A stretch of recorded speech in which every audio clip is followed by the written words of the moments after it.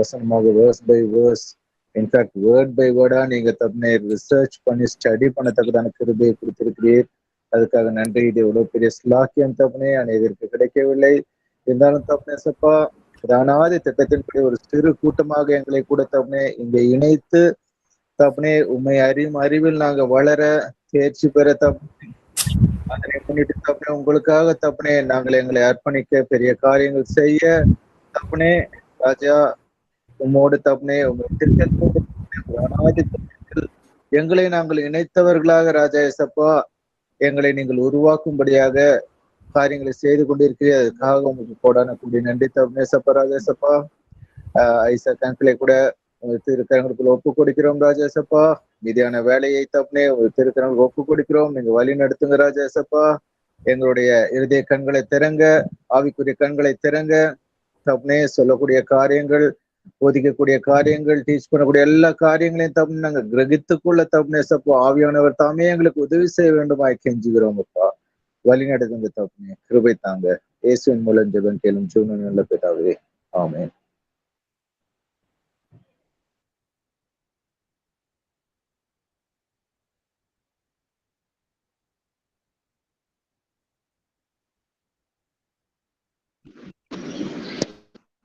Praise God.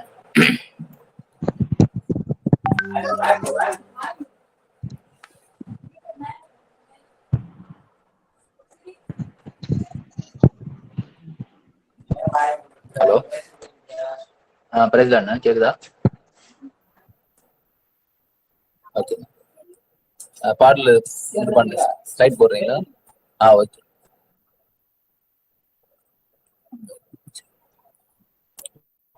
கர்த்தரன்பே தூய அன்பே பக்தர்கள் போற்றும் அன்பே என் இயேசுவின் அன்பு மாபெரிதே எப்படி பாடுவேனோ என் இயேசுவின் அன்பு மாபெரிதே எப்படி பாடுவேனோ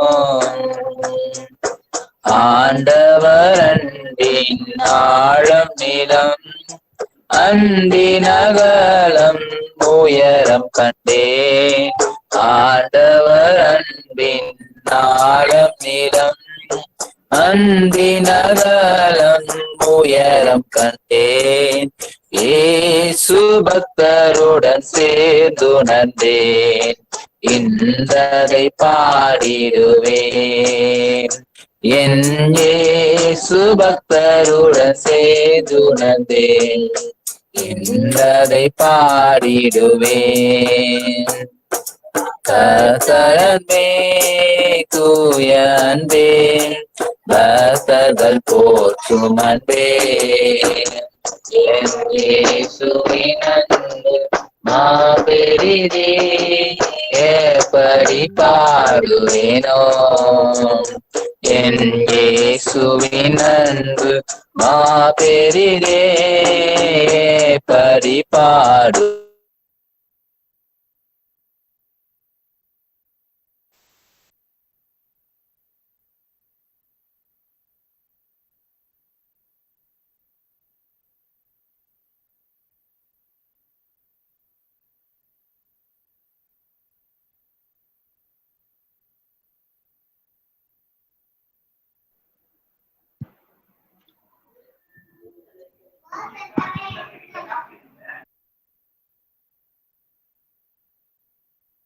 வேணோ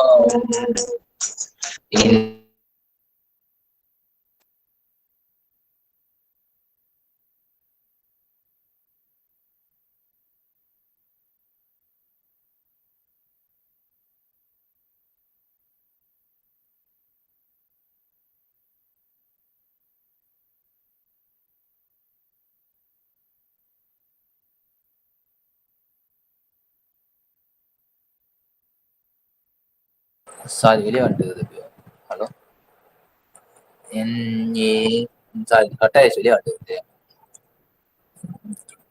சத்துருவான மீத்திரனை சோதரன் தோழனாய் நேசித்தீரே. சத்துருவான மீத்திரனை சோதரன் தோழனாய் நேசித்தீரே.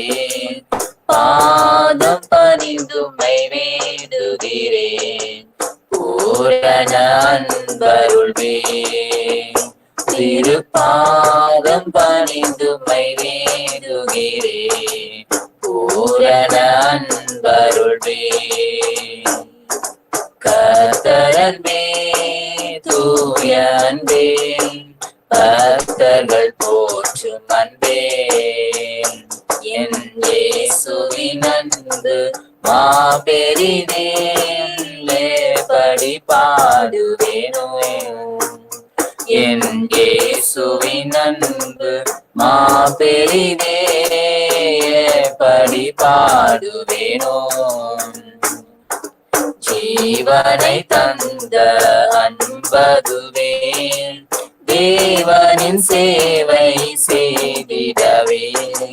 ஜீவனை தந்த அன்பதுவே, தேவனின் சேவை செய்திடவே. கர்த்தர் வருகையை கண்டிடவே, காத்திருந்தே அடைந்தேன். என் கர்த்தர் வருகையை கண்டடவே, காத்திருந்தே அடைவேன். கர்த்தரன்பே தூய அன்பே, பக்தர்கள் போற்றும் அன்பே. என் இயேசுவின் அன்பு மாபெரிதே, எப்படி பாடுவேனோ. என் இயேசுவின் அன்பு மாபெரிதே, எப்படி பாடுவேனோ. இன்னொரு பாடலோட பாடலாம்.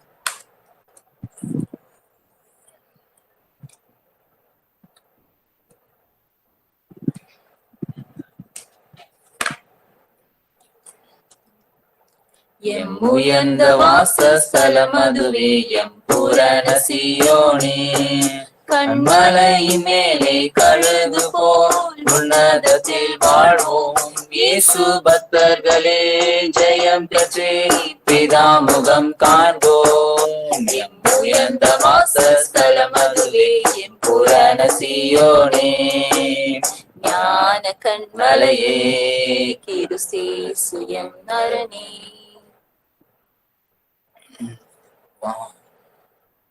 அன்பில் பூரணமே அதிலே பயமில்லையே. அன்பரே சுவிடும்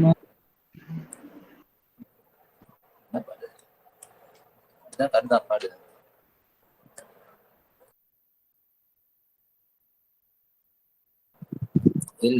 ஸ்டான்ஸா இங்க புக்ல மாறி, சாரி. அன்பில் பூரணமே அதிலே பயமில்லையே. அன்பரேசுவிடம் அதை நாடி பெற்றிடவே. ஆவியால் நிறைந்தே அவர் அன்பிலே நடந்தேன். ஆவியால் நிறைந்தே அவர் அன்பிலே நடந்தேன். பெரின்ப ஆத்ம வாழ்வில் ஆனந்தம் கொள்வோம். பெரின்ப ஆத்ம வாழ்வில் ஆனந்தம் கொள்வோம். எம் உயர்ந்த வாசஸ்தலம் அதுவே, எம் பூரண சீயோனே. கண்மலையினேலே கழுகு போல் உன்னதத்தில் வாழ்வும். இயேசு பக்தர்களே ஜெயம் பெற்றே பிதாமுகம் காண்போம். எம் உயர்ந்த வாசஸ்தலம் அதுவே, எம் பூரண சீயோனே. சமாதானமே விசுவாச நம்பிக்கையே.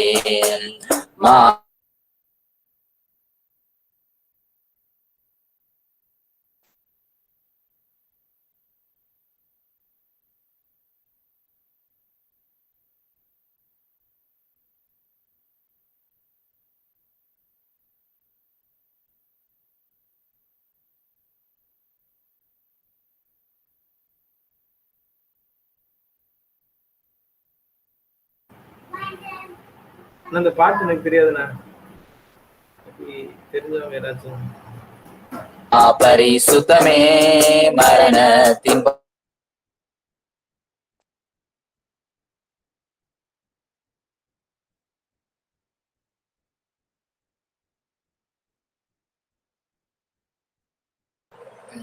தன்மலையின் மேலே கழுகு போல் உன்னதத்தில் வாழ்வோம்.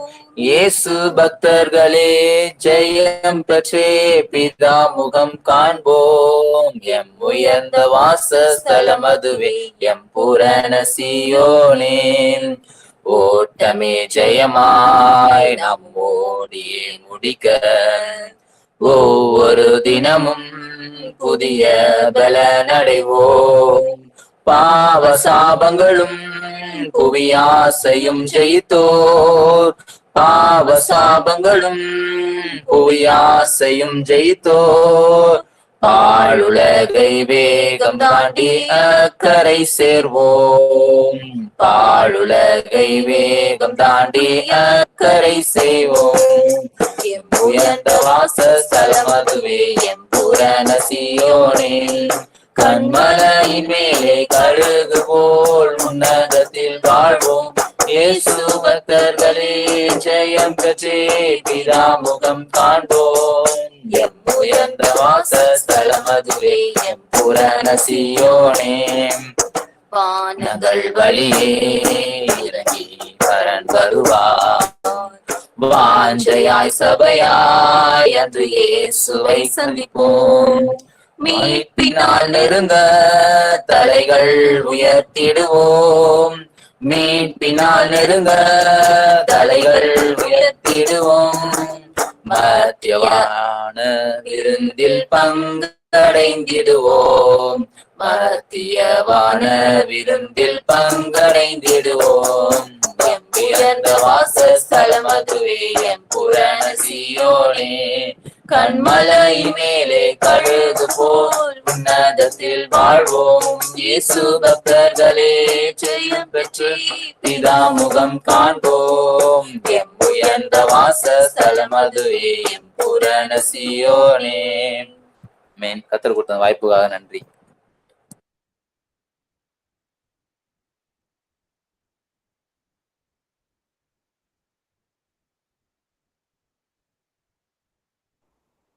ஆமாண்ணா. ஓகே. ஓகே. கர்த்தாவே ஸ்தோத்திரிக்கிறோம் ராஜா. கர்த்தாவே கிருபையா ராஜா. கர்த்தாவே எங்களை நீ கூட்டி சேர்த்ததுக்காக நன்றியிலோடு ஸ்தோத்திரிக்கிறோம் ராஜா. கர்த்தாவே கர்த்தாவே இந்த வேலையிலையும் ராஜா கர்த்தாவே அங்களை முழுமையா உன் கரத்துல ஒப்பு கொடுக்குறோம் ராஜா. எங்களையும் அப்படியே முழுமையா ஒப்பு கொடுக்குறோம் ராஜா. கர்த்தாவே யார் யாரை நீ கூட்டி சேர்த்திருக்கிற ஒருவரையும் உன் கரத்துல ஒப்பு கொடுக்குறோம் ராஜா. கர்த்தாவே நீர் கிருபையா ராஜா. கர்த்தாவே எங்களுக்கு நீ போதித்து ராஜா. கர்த்தாவே சகல சத்தியத்துக்குள்ள ராஜா நீர் ராஜா எங்களை நடத்த வேணுமா ஜெபிக்கிறோம் ராஜா. கர்த்தாவே அங்களை மறைத்து நீர் ராஜா கர்த்தாவே எங்களோட என்ன சித்தம் கொண்டிருக்கோ அது நீர் பேச வேணுமா ஜெபிக்கிறோம் ராஜா. கர்த்தாவே கர்த்தாவே நாங்க சிறுக நீங்க பெருகத்தக்க நீங்களுக்கு கிருபை பாராட்ட வேணுமா ஜெபிக்கிறோம் ராஜா. கர்த்தாவே இந்த வேலையிலையும் ராஜா கர்த்தாவே எங்களோட குறை குற்றங்கள் எல்லாம் ஒரு விசை மன்னித்து ராஜா கர்த்தாவே உம்மோட ரத்தத்திலே ராஜா கழுவி எங்களே ராஜா நீர் பரிசுத்தமாக்கி ராஜா கர்த்தாவே எங்க செவிகளே ராஜா இருதயத்தை ராஜா உமக்காக ஆயத்தப்படுத்தத்தக்க நீ கிருபை பாராட்ட வேணுமா ஜெபிக்கிறோம் ராஜா. கர்த்தாவே உம்முடைய சத்தியத்துல ராஜா சான்டிபிகேஷன் இருக்கு ராஜா. உம்மோட வார்த்தை கொண்டு ராஜா எங்களை நீ பரிசுத்தமாக்கி வர்றதுக்காக நன்றிகளோடு ஸ்தோத்திரிக்கிறோம் ராஜா. கர்த்தாவே முடிவரும் நிக்கத்தக்க எங்களுக்கு அந்த கிருபையும் ராஜா கர்த்தாவே உம்மோட கிருபையும் எங்களுக்கு கட்டளையிட வேணுமா ஜெபிக்கிறோம். முழுமையா பொறுப்படுத்திக் கொள்ளும் இயேசு நாம ஜெபக்கீலும் ஜீவன நல்ல பிதாவே ஆமென்.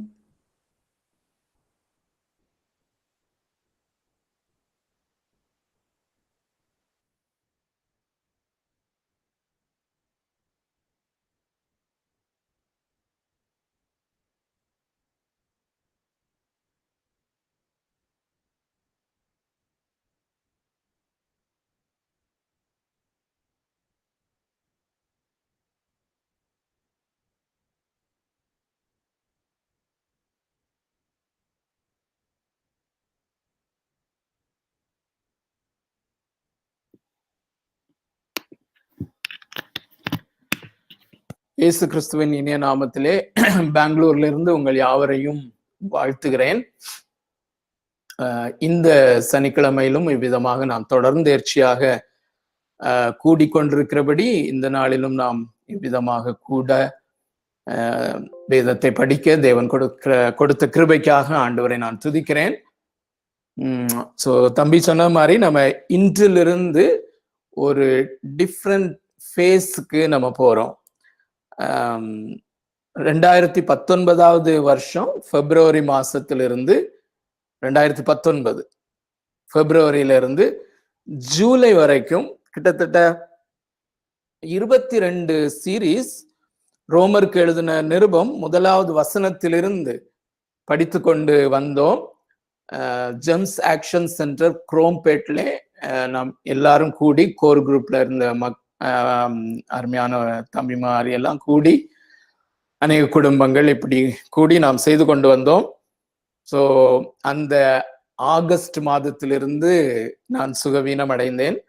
அதிலிருந்து சரியாக 1 வருடம் இது தாமதமானது. அதற்கப்புறம் அதோட அவ்வளவுதான் என்று நினைத்தது. உங்கள்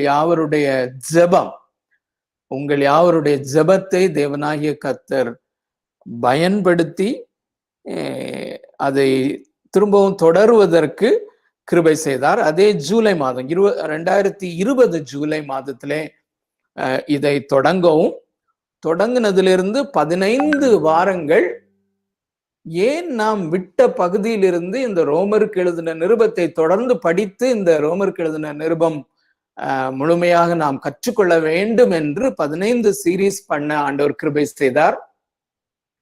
அதுவும் உங்களுடைய ஜெபம்தான். ஸோ இந்த 15 சீரீஸ்லயுமே இந்த ரோமருக்கு எழுதின நிருபத்தை நான் 2018வது வருஷத்திலே ஃப்ரெஷ்ஷாக படிக்கும்போது தேவன் என்னை ஆசீர்வதித்த காரியங்களை எடுத்து நான் உங்களோடு கூட பகிர்ந்து கொண்டதுதான் என்று சொல்ல முடியும். அநேகர் நிச்சயமாக ஆசீர்வதிக்கப்பட்டிருக்கிறார்கள். ஏனென்றால் தேவனுடைய வசனத்தை நாம் அதிலே கொண்டு வந்தோம். ஸோ இந்த நாளிலிருந்து நாம் நான் சொன்னது போல 2019வது வருஷம் ஜூலை மாதத்திலே விட்டதிலிருந்து தொடர வேண்டும். ஆனால் அநேக நாட்கள் ஆகிவிட்டபடினாலே, கிட்டத்தட்ட 1.5 வருடங்கள் ஆகிவிட்டபடினாலே ஒரு ஓவர்வியூ முதலாவது நாம் எடுத்துக்கொள்ளலாம். 1வது வசனத்திலிருந்து 15வது வசனம் வரையிலும் உள்ள வேத பகுதியை நாம் ஏற்கனவே கற்றுக்கொண்டது. ரொம்ப நாள் ஆச்சு, அதுலயும் கொஞ்சம் பேர் தான் இருந்தாங்க. ஆகையினாலே நிச்சயமாக ஒரு கனெக்டிவிட்டியை உருவாக்க வேண்டும், ஒரு கண்டினியூவிட்டியை உருவாக்க வேண்டும். ஆகையினாலே நாம் அந்த ஓவர் வியூவை பண்ணுவோம். அதற்கு முன்பதாக இந்த ரோமருக்கு எழுதின நிருபத்தை அப்போஸ்தலனாகிய பவுல் எழுதினதனுடைய நோக்கம், அதையும் நம்ம பார்த்துடலாம்னு சொல்லி யோசிக்கிறேன். கொஞ்சம் ஒரு சில காரியங்கள்ல வேகமாக போனாலும் நீங்க என்னோடு கூட தொடர்ந்து வாருங்கள். அந்த ஓவர் வியூ மட்டும் ஒருவேளை கொஞ்சம் வேகமா போவேன், இல்லாட்டி நானும் நடத்துட்ட மாதிரி நம்ம செய்யலாம். ஸோ இந்த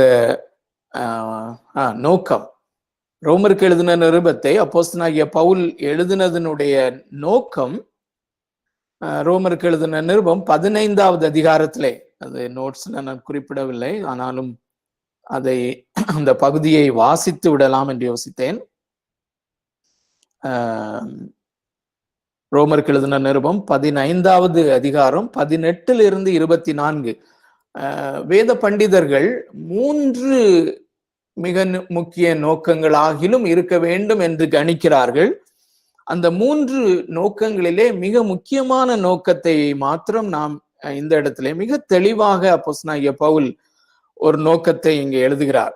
சோ இன்றிலிருந்து நாம் வேதாகமத்தை படிக்கும் பொழுது தொடர்ந்து வைத்திருப்பீர்கள் என்று நினைக்கிறேன். உங்கள் அருகாமையிலே, உங்கள் மடியிலே ஒரு வேத புத்தகம் இருந்தால் நல்லது, அல்லது தம்பி போடுறாங்க எப்படின்னாலும் ஸ்கிரீன்ல முடிந்தால் ஒரு நோட்டு புத்தகம். ஏனென்றால் இப்பொழுது நாம் அந்த பிரிண்ட் அவுட் எடுக்க முடியவில்லை. ஆகையினாலே தேவைப்படுகிறவர்கள் அப்படி வைத்துக் கொள்ளலாம். நாம் ஆண்டவருக்கு சித்தமானால் நாம் இணைந்து மிகவும் கிரமமாக, மிகவும் மெதுவாக இதை கற்றுக்கொள்ள தேவன் நமக்கு கிருபை செய்வார். நான் சொன்னபடி ஒருவேளை அந்த ஓவர்வியூ மாத்திரம் கொஞ்சம் வேகமாக போவேன், கொஞ்சம் க்ளோஸரா ஃபாலோ பண்ணுங்க. ஸோ ரோமருக்கு எழுதின நிருபம் 15வது அதிகாரம் 18 முதல் 24 அப்போஸ்தலனாகிய பவுல் சொல்லுவதனுடைய மெயின் காரணம், புறஜாதிகளுக்கு நான் அப்போஸ்தலனாக அழைக்கப்பட்டேன். நான் ஆசியாவிலே என்னுடைய ஓரளவுக்கு அவர் சுவிசேஷத்தை பிரசங்கித்து முடித்த பகுதிகளை அவர் சொல்லுகிறார். அங்கிருந்து அவருடைய மிக முக்கியமான நோக்கம் ஸ்பெயினுக்கு போக வேண்டும் என்று, ஸ்பானியா தேசத்திற்கு போய் அங்கே சுவிசேஷத்தை அறிவிக்க வேண்டும் என்றும், அதற்கு முன்பதாக அந்த ஸ்பானியா தேசத்திற்கு போவதற்கு முன்பதாக இந்த ரோம திருச்சபையிலே அவர் தங்கி அவர்களுக்கு ஊழியம் செய்து அவர்கள் மூலமாக இவர் ஆறுதல் அடைந்து அந்த ரோம திருச்சபை இவருடைய ஸ்பானியா நாட்டு அல்லது ஸ்பெயின் நாட்டினுடைய அந்த மிஷனுக்கு பண உதவிகளை செய்ய வேண்டும் என்பது அவருடைய ஆக்கிரகம், அவருடைய ஆதங்கம். அதற்காக எழுதுகின்ற ஒரு கடிதம். ஸோ அந்த கடிதத்தை அவர் எழுதும் போது நான் யார் என்று எழுதுகிறார், நான் ஸ்பெயின் தேசத்திலே பிரசங்கிக்க போகிற சுவிசேஷம் என்ன என்று எழுத வேண்டும் அவருக்கு.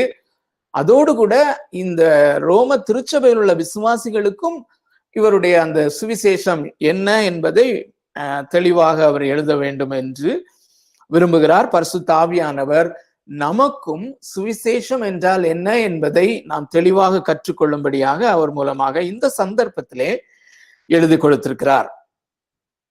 சோ 18வது வசனத்திலிருந்து நான் வாசிக்கிறேன், கவனியுங்கள்.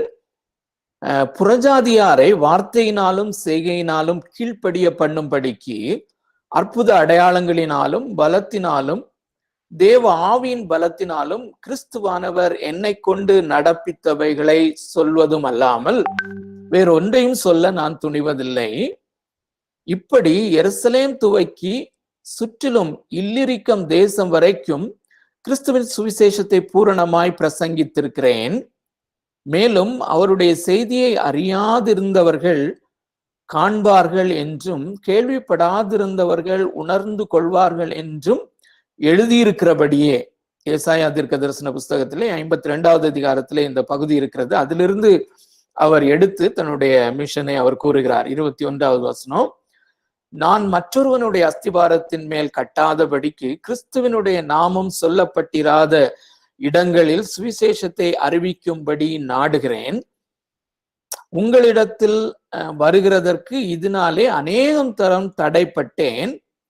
இப்பொழுது இந்த திசைகளிலே எனக்கு இடமில்லாதபடியினால், திரும்ப வாசிக்கிறேன், இப்பொழுது இந்த திசைகளிலே எனக்கு இடமில்லாதபடியினால் உங்களிடத்தில் வரும்படி அநேக வருஷமா எனக்கு மிகுந்த விருப்பம் உண்டாயிருக்கிறபடினாலும் நான் ஸ்பானியா தேசத்திற்கு பிரயாணம் பண்ணுகையில் உங்களிடத்தில் வந்து உங்களை கண்டுகொள்ளவும் உங்களிடத்தில் சற்று திருப்தி அடைந்து பின்பு அவ்விடத்திற்கு ஸ்பானியாவிற்கு உங்களால் வழிவிட்டு அனுப்பப்படவும் எனக்கு சமயம் கிடைக்கும் என்று நம்பியிருக்கிறேன். சோ உங்களிடத்துல வந்து தங்கி உங்களால் வழிவிட்டு அனுப்பப்படுவ நான் விரும்புகிறேன் என்று சொல்லும் போது ஆங்கில வேதாகமத்திலே மிக தெளிவாக இருக்கிறது, to be helped by you. நான் ரோம திருச்சபையில வந்து உங்களுக்கு ஊழியம் செய்து உங்களால் நான் ஆறுதல் அடைந்து, நமக்கு தெரிந்திருக்க வேண்டும் இந்த ரோம திருச்சபையை அப்போஸ்தலனாகிய பவுல் ஸ்தாபிக்கவில்லை. அதற்கும் அநேக வருஷங்களுக்கு முன்பதாக, ஒரு சில வருஷங்களுக்கு முன்பதாக அது ஸ்தாபிக்கப்பட்டு விட்டது. ஆராய்ச்சியாளர்கள் சொல்லுகிறார்கள், இந்த பெந்தேகோஸ்தே தினத்து அன்று எருசலேமிலே கூடியிருந்த புறஜாதியார்கள், அதாவது புறஜாதியார்களிலிருந்து யூத மார்க்கத்தை அமைந்தவர்கள், அது மாத்திரமல்ல யூதர்கள், அந்த பெந்தேகோஸ்தே நாளிலே பேதுரு பிரசங்கம் பண்ணின அந்த சுவிசேஷத்தை கேட்டு ரட்சிக்கப்பட்டவர்கள் வந்து இந்த ரோம திருச்சபையை நிறுவி இருக்க வேண்டும் என்று சொல்லுகிறார்கள். ஆக இந்த ரோம திருச்சபையை அப்போஸ்தலனாகிய பவுல் நிறுவவில்லை, அவர்களை பார்க்கவும் இல்லை. ஒரு சிலரை அவர் பார்த்திருக்கிறார் வேற இடங்களிலே, மற்றபடி அவருக்கு புதிய திருச்சபை. ஆனால் அவர் சொல்லுகிறார், நான் அங்கு வந்து உங்களுக்கு ஊழியம் செய்து உங்களோடு சில நாள் தங்கி உங்களால் ஆறுதல் பெற்று நீங்கள் ஒரு மிஷனல் சபையாக என்னுடைய ஸ்பெயின் தேசத்து அந்த அந்த மிஷனரி பயணத்திற்கான செலவுகளை நீங்கள் செய்து என்னை வழிவிட்டு அனுப்ப வேண்டும் என்று நான் விரும்புகிறேன் என்று அவர் சொல்வதுதான் அதிலே அர்த்தம். சோ இந்த நோக்கத்தை மனதில் வைத்துக் கொள்வோம். ஏனென்றால் ஒவ்வொரு நிருபத்தையும் அந்த நிருபத்தை எழுதினவர்கள் எழுதிய நோக்கத்தை நாம் கற்றுக்கொள்ள வேண்டியது அவசியமா இருக்கிறது. அது நம்முடைய சந்தர்ப்பம். அதாவது அந்த நிருபத்தை நாம் படிப்பதற்கு சந்தர்ப்பமாக, கான்டெக்ஸ்டாக அது பயன்படும். மேலும் 2 நோக்கங்கள் இருக்கிறது. அது வருகிற நாட்களிலே நாம் சந்தர்ப்பத்திற்கு ஏற்றபடி நாம் அதை பார்க்கலாம். சோ இந்த 1வது அதிகாரம் 1வது வசனத்திலிருந்து 15வது வசனம் வரையிலும் என்று சொல்லும் போது ஒரு சிலருக்கு நிச்சயமாக அந்த GSCல நாம இணைந்து பண்ணினது உங்களுக்கு ஞாபகம் இருக்கலாம். இந்த பதங்களை நாம் அதிகமாக உபயோகப்படுத்தி இருக்கிறோம். சோ 1வது வசனத்திலிருந்து 3வது வசனம் வரையிலும் அதிலே எழுதுபவர் யார்? அப்போஸ்தலனாகிய பவுல் தன்னை குறித்த அடையாளத்தை சொல்லுகிறார், தன்னை குறித்த ஐடென்டிட்டியை சொல்லுகிறார். நான் அப்போஸ்தலனாக இருக்கிறேன், அதோடு கூட இயேசு கிறிஸ்துவனுடைய ஊழியன் என்று சொல்லும் போது நாம் நிறைய அதை டீட்டெயிலா படித்திருக்கிறோம். அருமையானவர்களே, உங்களுக்கு ஆண்டவர் இந்த நேரத்திலே அதிகமான இன்ட்ரெஸ்ட் கொடுப்பார். ஆனால் இதற்கு முந்தின வசனங்களையும் நான் டீட்டெயிலா தெரிந்து கொள்ள வேண்டும் என்று விரும்புவீர்களே ஆனால் அந்த ஜெம்ஸ் MPTC வெப்சைட்ல, அந்த யூடியூப்ல நீங்கள் அதை பார்க்க முடியும். ஸோ அதிலிருந்து நீங்கள் தயவு செய்து கற்றுக்கொள்ளுங்கள். மிகவும் சுருக்கமாகத்தான் இந்த நாளிலே நான் அதை இங்கே கொண்டு வர நான் விரும்புகிறேன். ஸோ எழுதுபவர் அதிலே இயேசு கிறிஸ்துவனுடைய ஊழியக்காரன், அப்போஸ்தலன் என்று 2 காரியங்களை சொல்லுகிறார். ஊழியக்காரன் என்று சொல்லும் போது அதிலே அந்த அடிமையாக வேலை செய்கிறவர் என்ற அந்த பதத்தை, டவுலோஸ், அந்த காரியத்தை அவர் பயன்படுத்துகிறதை பார்க்கிறோம். சோ அப்போஸ்தலன் என்கிற அந்த அடையாளம், அதற்காக அழைக்கப்பட்டவர், இதை 1வது வசனத்திலே பார்க்கிறோம். 2வது வசனத்திலே யாருக்கு எழுதுகிறார் என்று நாம் பார்த்தோம். அந்த ரோம திருச்சபையில் உள்ள விசுவாசிகள், அவர்கள் பரிசுத்தவான்கள் ஆகும்படி அழைக்கப்பட்டவர்கள், பரிசுத்தவான்கள் என்றும் தேவ பிரியரும். ரோமாபுரியில் உள்ள தேவ பிரியர் என்று சொல்லும் போது ரோமாபுரியில் உள்ள எல்லா பிரஜைகளும் அல்ல, எல்லா பிரஜைகளையும் அவர் பொதுவாக நேசித்தாலும் தேவ பிரியர் என்று சொல்லுகிற அந்த திருச்சபை மக்கள், விசுவாசிகள் அல்லது பரிசுத்தவான்கள் ஆகும்படி அழைக்கப்பட்டவர்கள், விசேஷமாய் பிலவட் ஆஃப் காட். நல்ல வார்த்தை. அந்த வார்த்தையை நம்ம மிகவும் விரிவாக நாம் அதிலே ஆராய்ந்திருக்கிறோம். சோ பெற்றுக்கொள்பவர்களுடைய அடையாளம் 3வது வசனத்திலே கிரீட்டிங்ஸ் அல்லது வாழ்த்துதல் சொல்லுவதை நாம் வாசிக்கிறோம். அந்த 3 வசனங்களையும் வேகமாய் வாசிக்கிறேன். இயேசு கிறிஸ்துவின் ஊழியக்காரனும் அப்போஸ்தலனாகும்படி அழைக்கப்பட்டவனும் தேவனுடைய சுவிசேஷத்திற்காக பிரித்தெடுக்கப்பட்டவனும் ஆகிய பவுல், ரோமாபுரியில் உள்ள தேவ பிரியரும் பரிசுத்தவான்களாகும்படி அழைக்கப்பட்டவர்களுமாகிய அனைவருக்கும் எழுதுகிறதாவது, நம்முடைய பிதாவாகிய தேவனாலும் கர்த்தராகிய இயேசு கிறிஸ்துவினாலும் உங்களுக்கு கிருபையும் சமாதானமும் உண்டாவதாக அப்படின்னு சொல்லி நம்ம சாதாரணமா வாழ்த்துகிறது மாதிரி அவர் வாழ்த்தல. அவர் as an apostle, as an inspired writer of the word, தேவனுடைய வார்த்தையை எழுதுகிறவராக கிருபை உங்களுக்கு உண்டாவதாக என்று வாழ்த்துகிறார். அப்படி வாழ்த்துவதோடு மாத்திரமல்லாதபடி இந்த நிருபத்தை முடிக்கிற போது கடைசி அதிகாரத்திலே கிருபை உங்களோடு இருப்பதாக என்று முடிக்கிறார். அதை நம்ம ஏற்கனவே பார்த்திருக்கிறோம். ஆனா இது ரொம்ப முக்கியமான காரியம். அருமையானவர்களே, இந்த வேத வசனத்தை ஒவ்வொரு நாளும் நாம் தியானிக்க அப்போஸ்தலனாகிய பவுலினுடைய இன்னொரு நோக்கம் என்னவென்றால், இதை படிக்கிற விசுவாசிகளாகிய நாம் ஒவ்வொருவருக்கும் கிருபை கூட இருப்பதாக என்று. அதாவது இந்த வசனங்களை நாம் இணைந்து ஆராயும் போது, படிக்கும் போது தேவனுடைய கிருபை நம்மிலே பெருகுகிறது. மிக முக்கியமான காரியம். சோ 4வது வசனமும் 5வது வசனமும், 2வது பகுதிக்கு வருகிறோம். 4வது வசனமும் 5வது வசனமும் ஆங்கிலத்திலே நக்கட்ஸ் ஆஃப் காஸ்பல் என்று போட்டிருக்கிறேன். சுவிசேஷத்தின் தங்க துகள்கள். தம்பி அருமையான படம் போட்டிருக்காங்க. அதுக்கு ஏற்ற மாதிரி இந்த சுவிசேஷத்தை தான் இந்த நிருபத்திலே விளக்கமாக எழுதுகிறார். அதற்கு முன்பதாக இந்த 2 வசனத்திலையும் மிக ரத்தின சுருக்கமாக அதில் உள்ள அந்த தங்க துகள்கள் போன்ற 3 காரியங்களை சொல்லுகிறார். அதை வாசிக்கிறேன், நீங்கள் அதை பிடித்து கொள்ளலாம். இயேசு கிறிஸ்துவை குறித்து, அதான் இந்த சுவிசேஷம் என்பது, சுவிசேஷத்தினுடைய கதாநாயகன் இயேசு கிறிஸ்து, கிரைஸ்ட், இயேசு கிறிஸ்து. சோ இயேசு கிறிஸ்து தேவன் தம்முடைய தீர்க்கதரிசிகள் மூலமாய் பரிசுத்த வேதாகமங்களில் முன்னே தம்முடைய சுவிசேஷத்தை பற்றி வாக்குத்தத்தம் பண்ணினபடி கர்த்தராகிய இயேசு கிறிஸ்துவானவர் மாம்சத்தின்படி தாவீதின் சந்ததியில் பிறந்தவரும் பரிசுத்தமுள்ள ஆவியின்படி தேவனுடைய சுதன் என்று மரித்தோரிலிருந்து உயிர்த்தெழுந்ததினாலே பலமாய் ரூபிக்கப்பட்ட தேவகுமாரனுமாய் இருக்கிறார். சோ இதுல பாத்தீங்கன்னா it is a description about Christ, the hero of the gospel. So நாமும் ஒவ்வொரு வாரமும் இங்கே படிக்கும்போது கிறிஸ்துவை தான் மையப்படுத்தி கிறிஸ்துவை உயர்த்த விரும்புகிறோம். அவர்தான் நம்முடைய சுவிசேஷத்தின் கதாநாயகன், நம்முடைய வாழ்வின் கதாநாயகன், த மோஸ்ட் இம்பார்ட்டன்ட் பர்சனாலிட்டி. இதுல 3 காரியங்களை நகட்ஸா நம்ம பார்க்கிறோம். ஆக்சுவலா அதை கண்டிப்பாக நான் சொல்ல வேண்டும் என்று விரும்புகிறேன். அருமையானவர்களே, இது மிகவும் முக்கியம். இந்த இயேசு கிறிஸ்துவை குறித்த இந்த சுவிசேஷம் இது 4000 ஆண்டுகளாக வாக்குத்தத்தம் பண்ணப்பட்டு வருகிறது என்று சொல்லுகிறார். அதை ஞாபகம் வச்சுக்கோங்க. 2வது, அதாவது சுவிசேஷத்தை குறித்த வாக்குத்தத்தம், அது ஒன்று பழைய ஏற்பாட்டிலே வாக்குத்தத்தம் பண்ணப்பட்டிருக்கிறது என்பதை சொல்லுகிறார். 2வது, இயேசு கிறிஸ்துவினுடைய பிறப்பு, கன்னியின் வயிற்றிலே பிறப்பது. 3வது, அவருடைய உயிர்த்தெழுதல். இந்த 3ஐயுமே நீங்க கொஞ்சம் யோசித்து பார்த்தீங்கன்னா, ஒரு சாதாரண இன்டெலிஜென்ட் பீயிங், ஒரு மனிதன், கொஞ்சம் சிந்திக்க திறன் படைத்த எந்த மனிதனும் ஒப்புக்கொள்ள முடியாத 3 காரியங்கள். அதான் எனக்கு ரொம்ப ரொம்ப ஆச்சரியமான காரியம். இப்பவும் நான் அதை திருப்பி வாசிக்கும் போது ஐ வாஸ் சோ எக்ஸைட்டட்.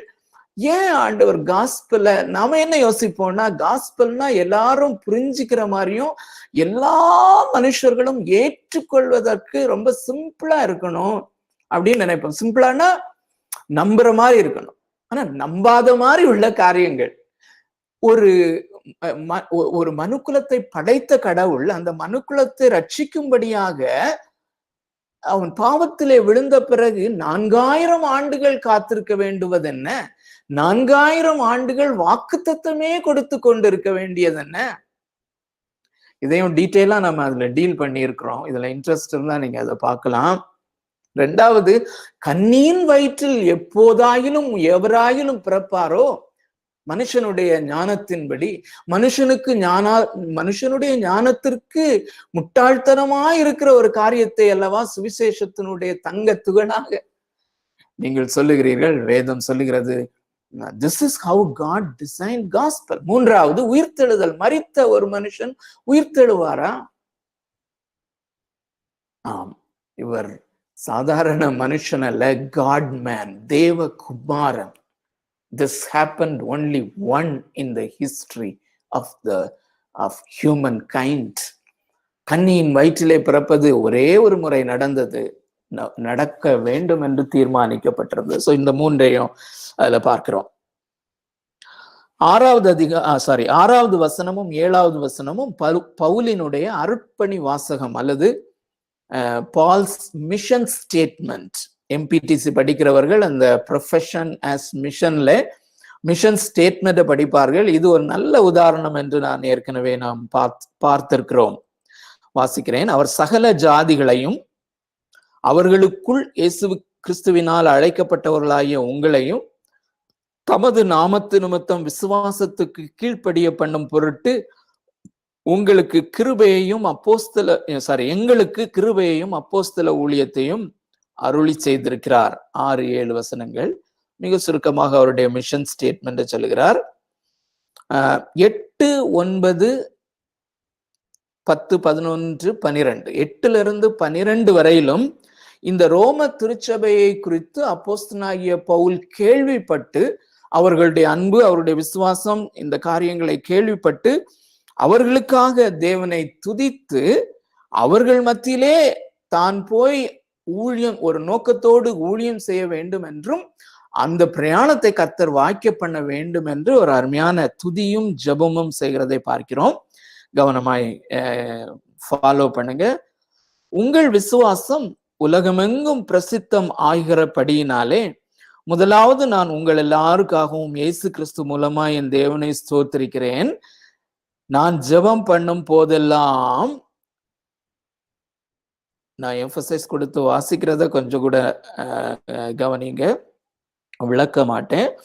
நான் ஜெபம் பண்ணும் போதெல்லாம் இடைவிடாமல் உங்களை நினைத்து கொண்டிருக்கிறதை குறித்து தமது குமாரனுடைய சுவிசேஷத்தினாலே என் ஆவியோடு நான் சேவிக்கிற தேவன் எனக்கு சாட்சியா இருக்கிறார். நீங்கள் ஸ்திரப்படுவதற்காக ஆவிக்குரிய சில வரங்களை உங்களுக்கு கொடுக்கும்படியாகவும் உங்களிலும் என்னிலும் உள்ள விசுவாசத்தினாலே உங்களோட கூட நானும் ஆறுதல் அடையும்படிக்கும் உங்களை காண வாஞ்சையா இருக்கிறபடியினாலே எவ்விதத்தினாலாவது நான் உங்களிடத்தில் வருகிறதற்கு தேவனுடைய சித்தத்தினாலே எனக்கு நல்ல பிரயாணம் சீக்கிரத்தில் கிடைக்க வேண்டும் என்று வேண்டிக் கொள்ளுகிறேன். சோ துதியும் ஜெபமும். ஆனா இந்த ஜெபத்துல என்ன அழகா ஜெபிக்கிறாருன்னு சொல்லி பாருங்க. தேவனுடைய சித்தத்தினாலே எனக்கு நல்ல பிரயாணம் சீக்கிரத்தில் கிடைக்க வேண்டும் என்று. நல்ல பிரயாணம் சீக்கிரத்திலே.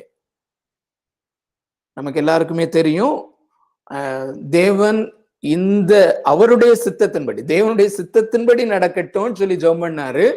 ஆனா தேவனுடைய சித்தத்தின்படி அப்போஸ்தலனாகிய பவுலை தேவன் ரோமாபுரிக்கு கொண்டு சென்றார். ஆனால் இவர் ஜெபித்த 2 உபகுறிப்புகள் அங்கே ஆன்சர் பண்ணப்படவில்லை. நல்ல பிரயாணம் சீக்கிரத்திலே. நல்ல பிரயாணம் அல்ல, நல்ல பிரயாணம்னா அவருடைய பெர்ஸ்பெக்டிவ்ல அது நல்ல பிரயாணம் தான். ஆனால் அவர் என்ன நினைத்து, அவர் எதை மனதிலே வைத்து ஜெபித்தார் என்று தெரியவில்லை. சேஃப் ஜேர்னி அப்படிதான் போட்டிருக்குன்னு நினைக்கிறேன் இங்கிலீஷ் பைபிள்ல. ஆனால் அவர் கைதியாக்கப்பட்டு கொண்டு போகப்பட்டார். அந்த போற வழியில அப்போஸ்தலர் நடபடிகள் 27, 28 அதிகாரங்களிலே அதை மிக விளக்கமாக பார்க்கிறோம். கப்பல் சேதம், அந்த காரியங்கள் எல்லாம் நமக்கு தெரியும். சோ அப்படி பார்ஷியலா ஆண்டவர் இவருக்கு ஆன்சர் பண்ணி அவருடைய சித்தத்தின்படி ஆனால் ரோமாபுரிக்கு அவர் கொண்டு சென்றார். அங்கே கைதியாக இருந்து அவர்களுக்கு ஊழியம் செய்ய கொஞ்சம் சமயம் கிடைத்தது அவருக்கு. சோ 14வது வசனம், 13, 14, 15 அது ஒரு பேசேஜாக நாம் பார்த்தோம். சோ 13 15 வரையிலும் இந்த ரோம திருச்சபைக்கு அவர்களுக்கு சுவிசேஷத்தை பிரசங்கிக்கிறதற்கான ஒரு தணிக்க முடியாத அவருடைய தாகத்தை இங்கே அதிலே வெளிப்படுத்துகிறார். Paul's passion to preach the gospel to the church in Rome. So வாசிக்கிறேன். சகோதரரே, புறஜாதிகளான மற்றவர்களுக்குள்ளே நான் பலனை அடைந்தது போல உங்களுக்குள்ளும் சில பலனை அடையும்படிக்கு உங்களிடத்தில் வர பலமுறை யோசனையாயிருந்தேன். இதை திருப்பி சொல்லுகிறத பாருங்க. பலமுறை யோசனையாயிருந்தேன், ஆயினும் இதுவரைக்கும் எனக்கு தடை உண்டாயிற்று என்று நீங்கள் அறியாதிருக்க எனக்கு மனதில்லை. கிரேக்கருக்கும் மற்ற அந்நியர்களுக்கும் ஞானிகளுக்கும் மூடருக்கும் நான் கடனாளியா இருக்கிறேன். ஆகையால் ரோமாபுரியில் இருக்கிற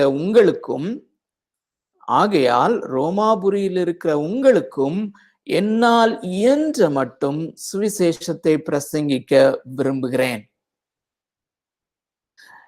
இதுல கவனிக்க வேண்டிய காரியம், ரோமாபுரியில் இருக்கிற திருச்சபையாருக்கு இவர் சுவிசேஷத்தை பிரசங்கிக்க விரும்புகிறார்.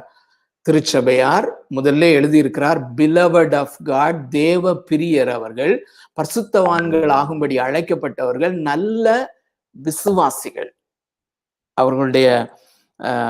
அவர்களுடைய அந்த விசுவாசத்தையும் அன்பையும் குறித்து அப்போஸ்தலனாகிய பவுல் இங்க சொல்லுகிறத பார்க்கிறோம். சோ விசுவாசத்திலும் அன்பிலும் தேறின அல்லது அதிகமாய் முன்னேற்றம் அடைந்த விசுவாசிகள் அவர்கள். அந்த விசுவாசிகளுக்கு சுவிசேஷத்தை அறிவிக்க வேண்டும் என்று என்னால் இயன்ற மட்டும் நான் பிரசங்கிக்க விரும்புகிறேன் என்று சொல்லுகிறார். சோ அருமையானவர்களே, as believers. இதுதான் நம்ம God's sovereignty over believers sanctification, பரிசுத்தவான்களுடைய அந்த பரிசுத்தமாகுதல் அல்லது விசுவாசிகளுடைய பரிசுத்தமாகுதலிலே தேவன் எப்படி சர்வ ஆளுமை உடையவராக இருக்கிறார் என்பதை ரோமருக்கு எழுதின நிருபத்திலே அப்போஸ்தலனாகிய பவுல் சொல்லுவது சுவிசேஷத்தினுடைய மிக முக்கியமான பகுதி. காஸ்பல். சோ அநேக விசுவாசிகளுடைய எண்ணம் என்னவென்றால், சுவிசேஷம் என்பது இயேசு கிறிஸ்துவை சொந்த இரட்சகராக ஏற்றுக்கொள்ளாதவர்கள் அல்லது ரட்சிக்கப்படாதவர்கள் அல்லது மறுபடியும் பிரவாத நிலைமையில் இருக்கிறவர்களுக்கு தான் சுவிசேஷம் பிரசங்கிக்கப்பட வேண்டும் என்று சுவிசேஷத்தை ஒரு 10 வருடமான விசுவாசிகள் 15 வருடமான விசுவாசிகள் சுவிசேஷத்தை ஒரு சின்ன கிளாஸ்க்கான ஒரு படிப்பினை போல மனோநிலையிலே கொண்டிருப்பதை நான் கண்டிருக்கிறேன். நானும் அப்படி இருந்திருக்கிறேன். அருமையானவர்களே, அப்படி ஒருவேளை இந்த குழுவிலே யாரும் நாம் இருப்போமானால் இன்றாகிலும் நாம் மாற்றிக்கொள்ள முயற்சி செய்வோம். மாற்றிக்கொள்ள தேவன் நமக்கு கிருபை செய்வாராக. Gospel is our everything. நாம் சாகும் வரையிலும் நம்மை கொண்டு செல்லக்கூடிய ஒரு பெரிய ட்ரெஷர் அந்த கிரைஸ்ட் அண்ட் ஹிஸ் காஸ்பல். கிறிஸ்துவும் அவர் செய்து முடித்த அவரால் உண்டாக்கப்பட்டிருக்கிற அல்லது அவருடைய தேவனாகிய கர்த்தருடைய மகிமையின் பிரகாசமாயிருக்கிற அந்த ஒளியாயிருக்கிற அந்த சுவிசேஷம் தான். சோ ஆகையினாலே தான் இங்குள்ள விசுவாசிகளுக்கு நான் இதை பிரசங்கிக்க என்னால் என்று மட்டும் நான் பிரயாசப்படுகிறேன் என்று சொல்லுகிறார். சோ இந்த நாளிலே 16-17 வசனங்கள், இந்த இரண்டும் ஒரு பேசேஜ் ஆக நாம் பார்த்திருக்கிறோம். ஆனால் இந்த ஆக்சுவலா நாம 18 வரையிலும் அந்த சீரீஸ்ல முடித்தோம். ஆனாலும் கூட இந்த லிங்க் அந்த கண்டினியூட்டிய சரியானபடி எஸ்டாப்ளிஷ் பண்ணுவதற்கு இந்த பேசேஜ் 16-17 வசனங்கள் மிக மிக மிக மிக முக்கியமானது என்று பரிசுத்த ஆவிக்குள்ளே நான் மிகவும் தீர்மானித்து ஜெபத்தோடு அதை முடிவு செய்ய தேவன் கிருபை செய்தார். அருமையானவர்களே, நாம் திரும்ப திரும்ப சொல்லி இருக்கிறோம், உங்கள் யாவருக்கும் மிக மிக நன்றாக தெரியும், மார்ட்டின் லூத்தர் அவருடைய குழுவினர் 500 ஆண்டுகளுக்கு முன்பதாக போராடி அல்லது தேவனாகிய கர்த்தர் அவர்களை போராட செய்து அவர்களை ஒரு இன்ஸ்ட்ருமெண்டாக பயன்படுத்தி அந்த அந்த அந்த சீர்திருத்தம் உண்டானதினாலேதான் நாம் இன்று கிறிஸ்தவ விசுவாசிகளாக இருக்கிறோம் என்கிறதை நாம் அறிந்திருக்கிறோம். அருமையானவர்களே, அந்த காரியத்திற்கு காரணமாயிருந்த அந்த மார்ட்டின் லூத்தர் அவர் மனம் திரும்புவதற்கு அல்லது அவர் மறுபடியும் பிறப்பதற்கு காரணமாயிருந்த வசனம் இந்த 16-17 வசனங்கள். அது மாத்திரமல்ல, அந்த ரிஃபர்மேஷனுக்கு அடிப்படையாக பயன்படுத்தப்பட்ட வசனங்களும் இந்த 2 வசனங்கள் தான். குறிப்பாக 17வது வசனம். ஆகையினாலே இந்த கண்டினியூட்டியை எஸ்டாப்ளிஷ் பண்ணுகிற இந்த ப்ராசஸ்ல இந்த வசனம் தான் மிக முக்கியம். இதை நாம் விட்டு அடுத்தது தொடங்கிடக்கூடாது என்பது மிக முக்கியமான காரியம். இந்த 16-17 வசனங்களை வாசிக்கிறேன், கவனமாக ஃபாலோ பண்ணுங்க. கிறிஸ்துவின் சுவிசேஷத்தை குறித்து நான் வெட்கப்படேன். முன்பு யூதரிலும் பின்பு கிரேக்கரிலும் விசுவாசிக்கிறவன் எவனோ அவனுக்கு ரட்சிப்பு உண்டாவதற்கு அது தேவ பலனாயிருக்கிறது. விசுவாசத்தினாலே நீதிமான் பிழைப்பான் என்று எழுதியிருக்கிறபடி விசுவாசத்தினால் உண்டாகும் தேவ நீதி விசுவாசத்திற்கென்று அந்த சுவிசேஷத்தினாலே வெளிப்படுத்தப்படுகிறது. அருமையானவர்களே, இந்த 17வது வசனத்தை மார்ட்டின் லூத்தர் ஐயர் அவர்கள் மிகவும் வெறுத்தார். மிகவும் வெறுத்த ஒரு வசனம். எப்பொழுது என்றால் அவர் ரோமன் கத்தோலிக்க திருச்சபையிலே இருந்து ஒரு செமினரியில அந்த வேத பண்டிதர்களாகும்படி படிக்கும்படியாக இறையியல் கல்லூரியிலே படிக்கிற மாணவர்களுக்கு கற்றுக் கொடுக்கிற ஆசிரியராக இருந்தார். அந்த ஆசிரியராக இருக்கும் போது கூட அவர் இந்த வசனத்தை வெறுத்தார். இந்த வசனம் இல்லாமல் இருந்தால் நல்லது என்று வெறுத்தது மாத்திரமல்ல, பயப்பட்டார். பயத்தின் அடிப்படையிலே தான் இதை வெறுத்தார். ஏன் அவர் பயப்பட்டார், ஏன் வெறுத்தார் என்றால், இந்த வசனம் இருக்கிறதல்லவா, தேவ நீதி, இந்த சுவிசேஷத்திலே தேவனுடைய நீதி வெளிப்படுத்தப்பட்டிருக்கிறது என்று வருகிறது. அந்த வார்த்தைகள் தமிழ் வேதாகமத்திலே கொஞ்சம் முன்னும் பின்னும் வருகிறது. விசுவாசத்தையும் சேர்த்து வருகிறது. விசுவாசத்தினால் உண்டாகும் தேவ நீதி விசுவாசத்திற்கென்று அந்த சுவிசேஷத்தினால் வெளிப்படுத்தப்படுகிறது. சரியா? இதுல அந்த விசுவாசத்தை மாத்திரம் எடுத்துட்டு ஒரு ஃப்ரேஸா நம்ம மாத்தணும்னா, தேவ நீதி சுவிசேஷத்தினால் வெளிப்படுத்தப்பட்டிருக்கிறது. நல்லா பாருங்க, வேதாகமத்துல தேவனுடைய நீதி சுவிசேஷத்தினால் வெளிப்படுத்தப்படுகிறது. அவர் யோசித்தாரு, இது என்னவென்றால் தேவனாகிய கர்த்தருடைய நீதி. He had a very great view of God. தேவனாகிய கர்த்தர் என்று சொல்லும் பொழுது, அல்லது கடவுள் என்று சொல்லும் போது, அவருக்கு முதலாவது ஞாபகம் வருவது அவர் நீதிபரர் அல்லது அவர் பரிசுத்தர். ஆனால் நானோ அவருடைய கிட்ட நெருங்க முடியாத ஒரு சூரியனை காட்டிலும் பிரகாசமானது தேவனுடைய நீதி, சூரியனை காட்டிலும் பிரகாசமானது தேவனாகிய கர்த்தருடைய பரிசுத்தம். சோ இந்த சூரியன் பிரகாசிக்கிற பிரகாசத்திலேயே 6000 டிகிரி, அது 6000 டிகிரி சென்டிகிரேட் ஹீட், அருமையானவர்களே. சோ இவர் நம்ம எட்டி கூட பார்க்க முடியாது, நம்ம சுட்டு பொசுங்கிருவோம். இது பயங்கரமான தேவ நீதி. இதுவா சுவிசேஷத்தில் வெளிப்படுத்தப்பட்டிருக்கிறது. நாம் பயங்கரமான பாவி, ஆனா அந்த சென்ஸ் இருந்திருக்கு பாருங்க. அவருக்கு பாவத்தை குறித்த உணர்வு எப்படி இருந்ததுன்னு சொல்லி ஏற்கனவே நமக்கு நல்லா தெரியும். சோ நான் இப்படிப்பட்ட பாவி. So there is no good news in this verse. இந்த வசனத்துல ஒரு நல்ல செய்தி இல்லை. இந்த வசனம் ஒரு பயங்கரமான வசனம். இத அடுத்த நாள் இவர் செமினரியில இறையியல் படிக்கிற அந்த மாணவர்களுக்கு இவர் போதிக்க வேண்டும். இரவெல்லாம் போராடி கொண்டிருக்கிறார். இதுல வேற எதுவும் மீனிங் இருக்குதா? இதை எப்படி நான் திரும்பவும் ஒரு தடவை நான் இந்த மாணவர்களுக்கு இதை நான் போதிப்பேன் என்று அங்குமிங்குமாக அவர் அந்த மேஜையிலே அவருடைய எல்லா இந்த ரோமருக்கு எல்லா வேதாகமத்தை குறித்த காமெண்ட்ரீஸ் எல்லாம் திறந்து இருக்கிறது. அவர் ஆயத்தம் செய்து கொண்டிருக்கிறார். இந்த வசனம் வந்த உடனே எழுந்திருந்து அங்குமிங்குமாக உலாவி கொண்டு ஒவ்வொரு முறையும் இந்த டேபிள் பக்கம் வரும்போது டேபிளை கோபமாக தட்டி கொண்டு போய்கொண்டு அப்படி இருக்கும் பொழுதுதான் செயின்ட் அகஸ்டின் எழுதின ஒரு கமெண்ட்ரியும் அங்கே இருந்தது. அதை வாசித்து பார்க்கும் போதுதான் அவருக்கு தெரிய வந்தது, இது தேவனாகிய கர்த்தருடைய நீதி அல்ல. தேவனாகிய கர்த்தர் இலவசமாக பாவியான மனுஷன் விசுவாசிக்கும் போது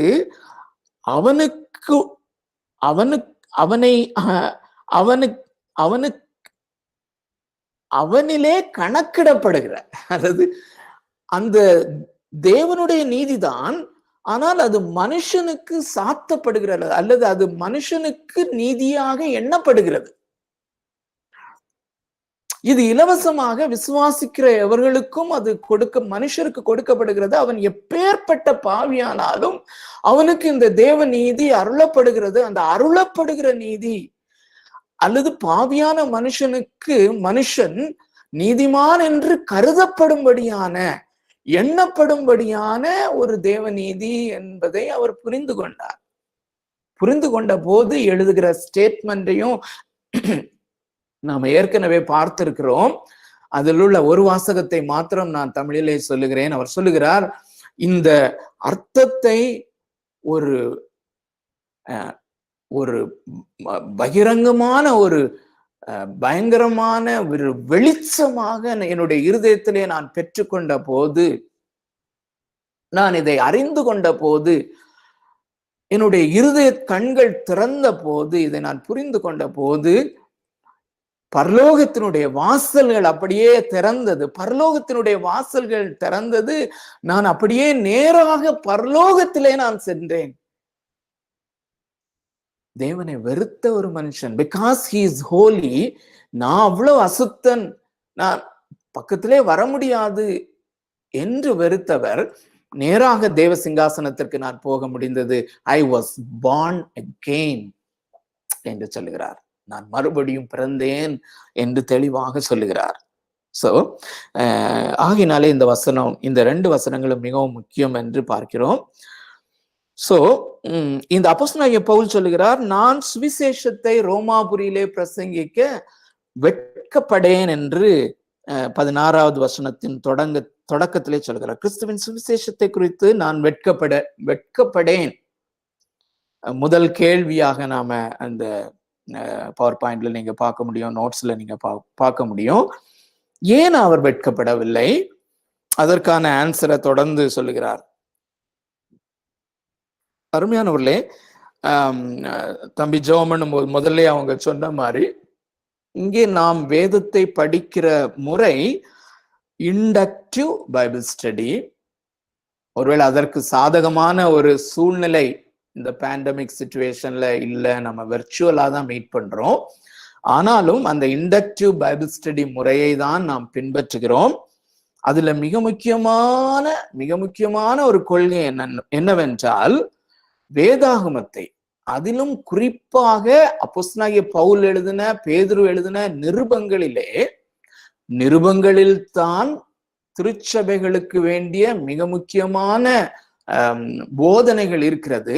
இந்த போதனைகள் 1ஆம் அதிகாரம் தொடங்கினால் தொடர்ந்து வருகிறது. சோ இந்த ரோமருக்கு எழுதின நிருபத்தினுடைய எல்லா சித்தாந்தங்களையும் கொள்கைகளையும் நாம் கற்றுக்கொள்ள வேண்டுமானால், திடீரென்று ரோமர் 12வது அதிகாரம் 5வது வசனம் எடுத்து படிப்போம், இந்த நாட்களிலே இந்த திருச்சபைகளிலே இருக்கிற அந்த பிரசங்கம் போல பண்ணினால் நாம் அது கதைக்கு உதவவே உதவாதது. அருமையானவர்களே, அதனாலதான் அநேக குளறுபடிகள் இந்த புஸ்தகத்தை புரிந்து கொள்வதிலே, அல்லது புதிய ஏற்பாட்டு விசுவாசிகள் வாழ வேண்டிய காரியங்களை குறித்த போதனைகளை குறித்து பெரிய குழப்பங்கள் இருக்கிறதற்கு காரணம். சோ நாம் இங்கே அந்த வரிசை கிரமத்திலே அந்த இண்டக்டிவ் பைபிள் ஸ்டடி முறைமையை ஃபாலோ பண்ணி படிப்போம். சோ அதுல இது மிக முக்கியமான காரியம். சோ இங்கே கிறிஸ்துவின் சுவிசேஷத்தை குறித்து நான் வெட்கப்படேன் என்று அவர் சொல்லும் போது அதற்கான காரணத்தை அடுத்தது சொல்லுகிறார். இப்படிதான் அது போய்கொண்டிருக்கிறது என்பதை நாம் புரிந்து கொள்ள வேண்டும். சோ ஏன் அவர் வெட்கப்பட மாட்டார்? இன்னொரு காரியம் நாம் அறிந்து கொள்ள வேண்டியது, ashamed, நான் கிறிஸ்துவின் சுவிசேஷத்தை குறித்து வெட்கப்படேன் என்று சொல்லும் போது, வெட்கப்பட வைக்கக்கூடிய நபர்களும் வெட்கப்பட வைக்கிற சூழ்நிலைகளும் உண்டு என்பதை நாம் மறந்து போகக்கூடாது.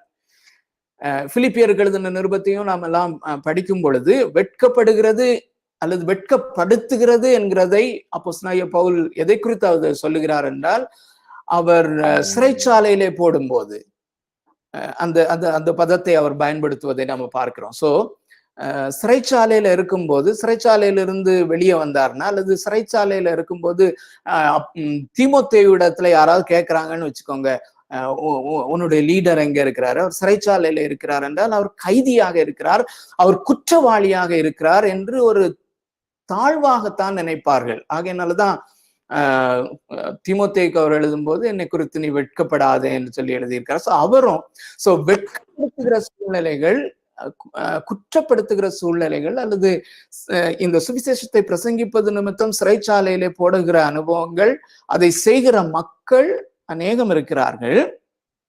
ஆனா நான் வெட்கப்பட மாட்டேன் என்று சொல்கிறார். என்னை அவர்கள் வெட்கப்படுத்தலாம், ஆனால் நான் வெட்கப்பட மாட்டேன். Because I know what is gospel. I am living the gospel. இந்த சுவிசேஷத்திலே தான் நான் வாழ்ந்து கொண்டிருக்கிறேன். இந்த சுவிசேஷம் தான் அவருக்கு எல்லாமே. சோ ஆகையினாலே அவர் சொல்லுகிறார், நான் வெட்கப்பட மாட்டேன்.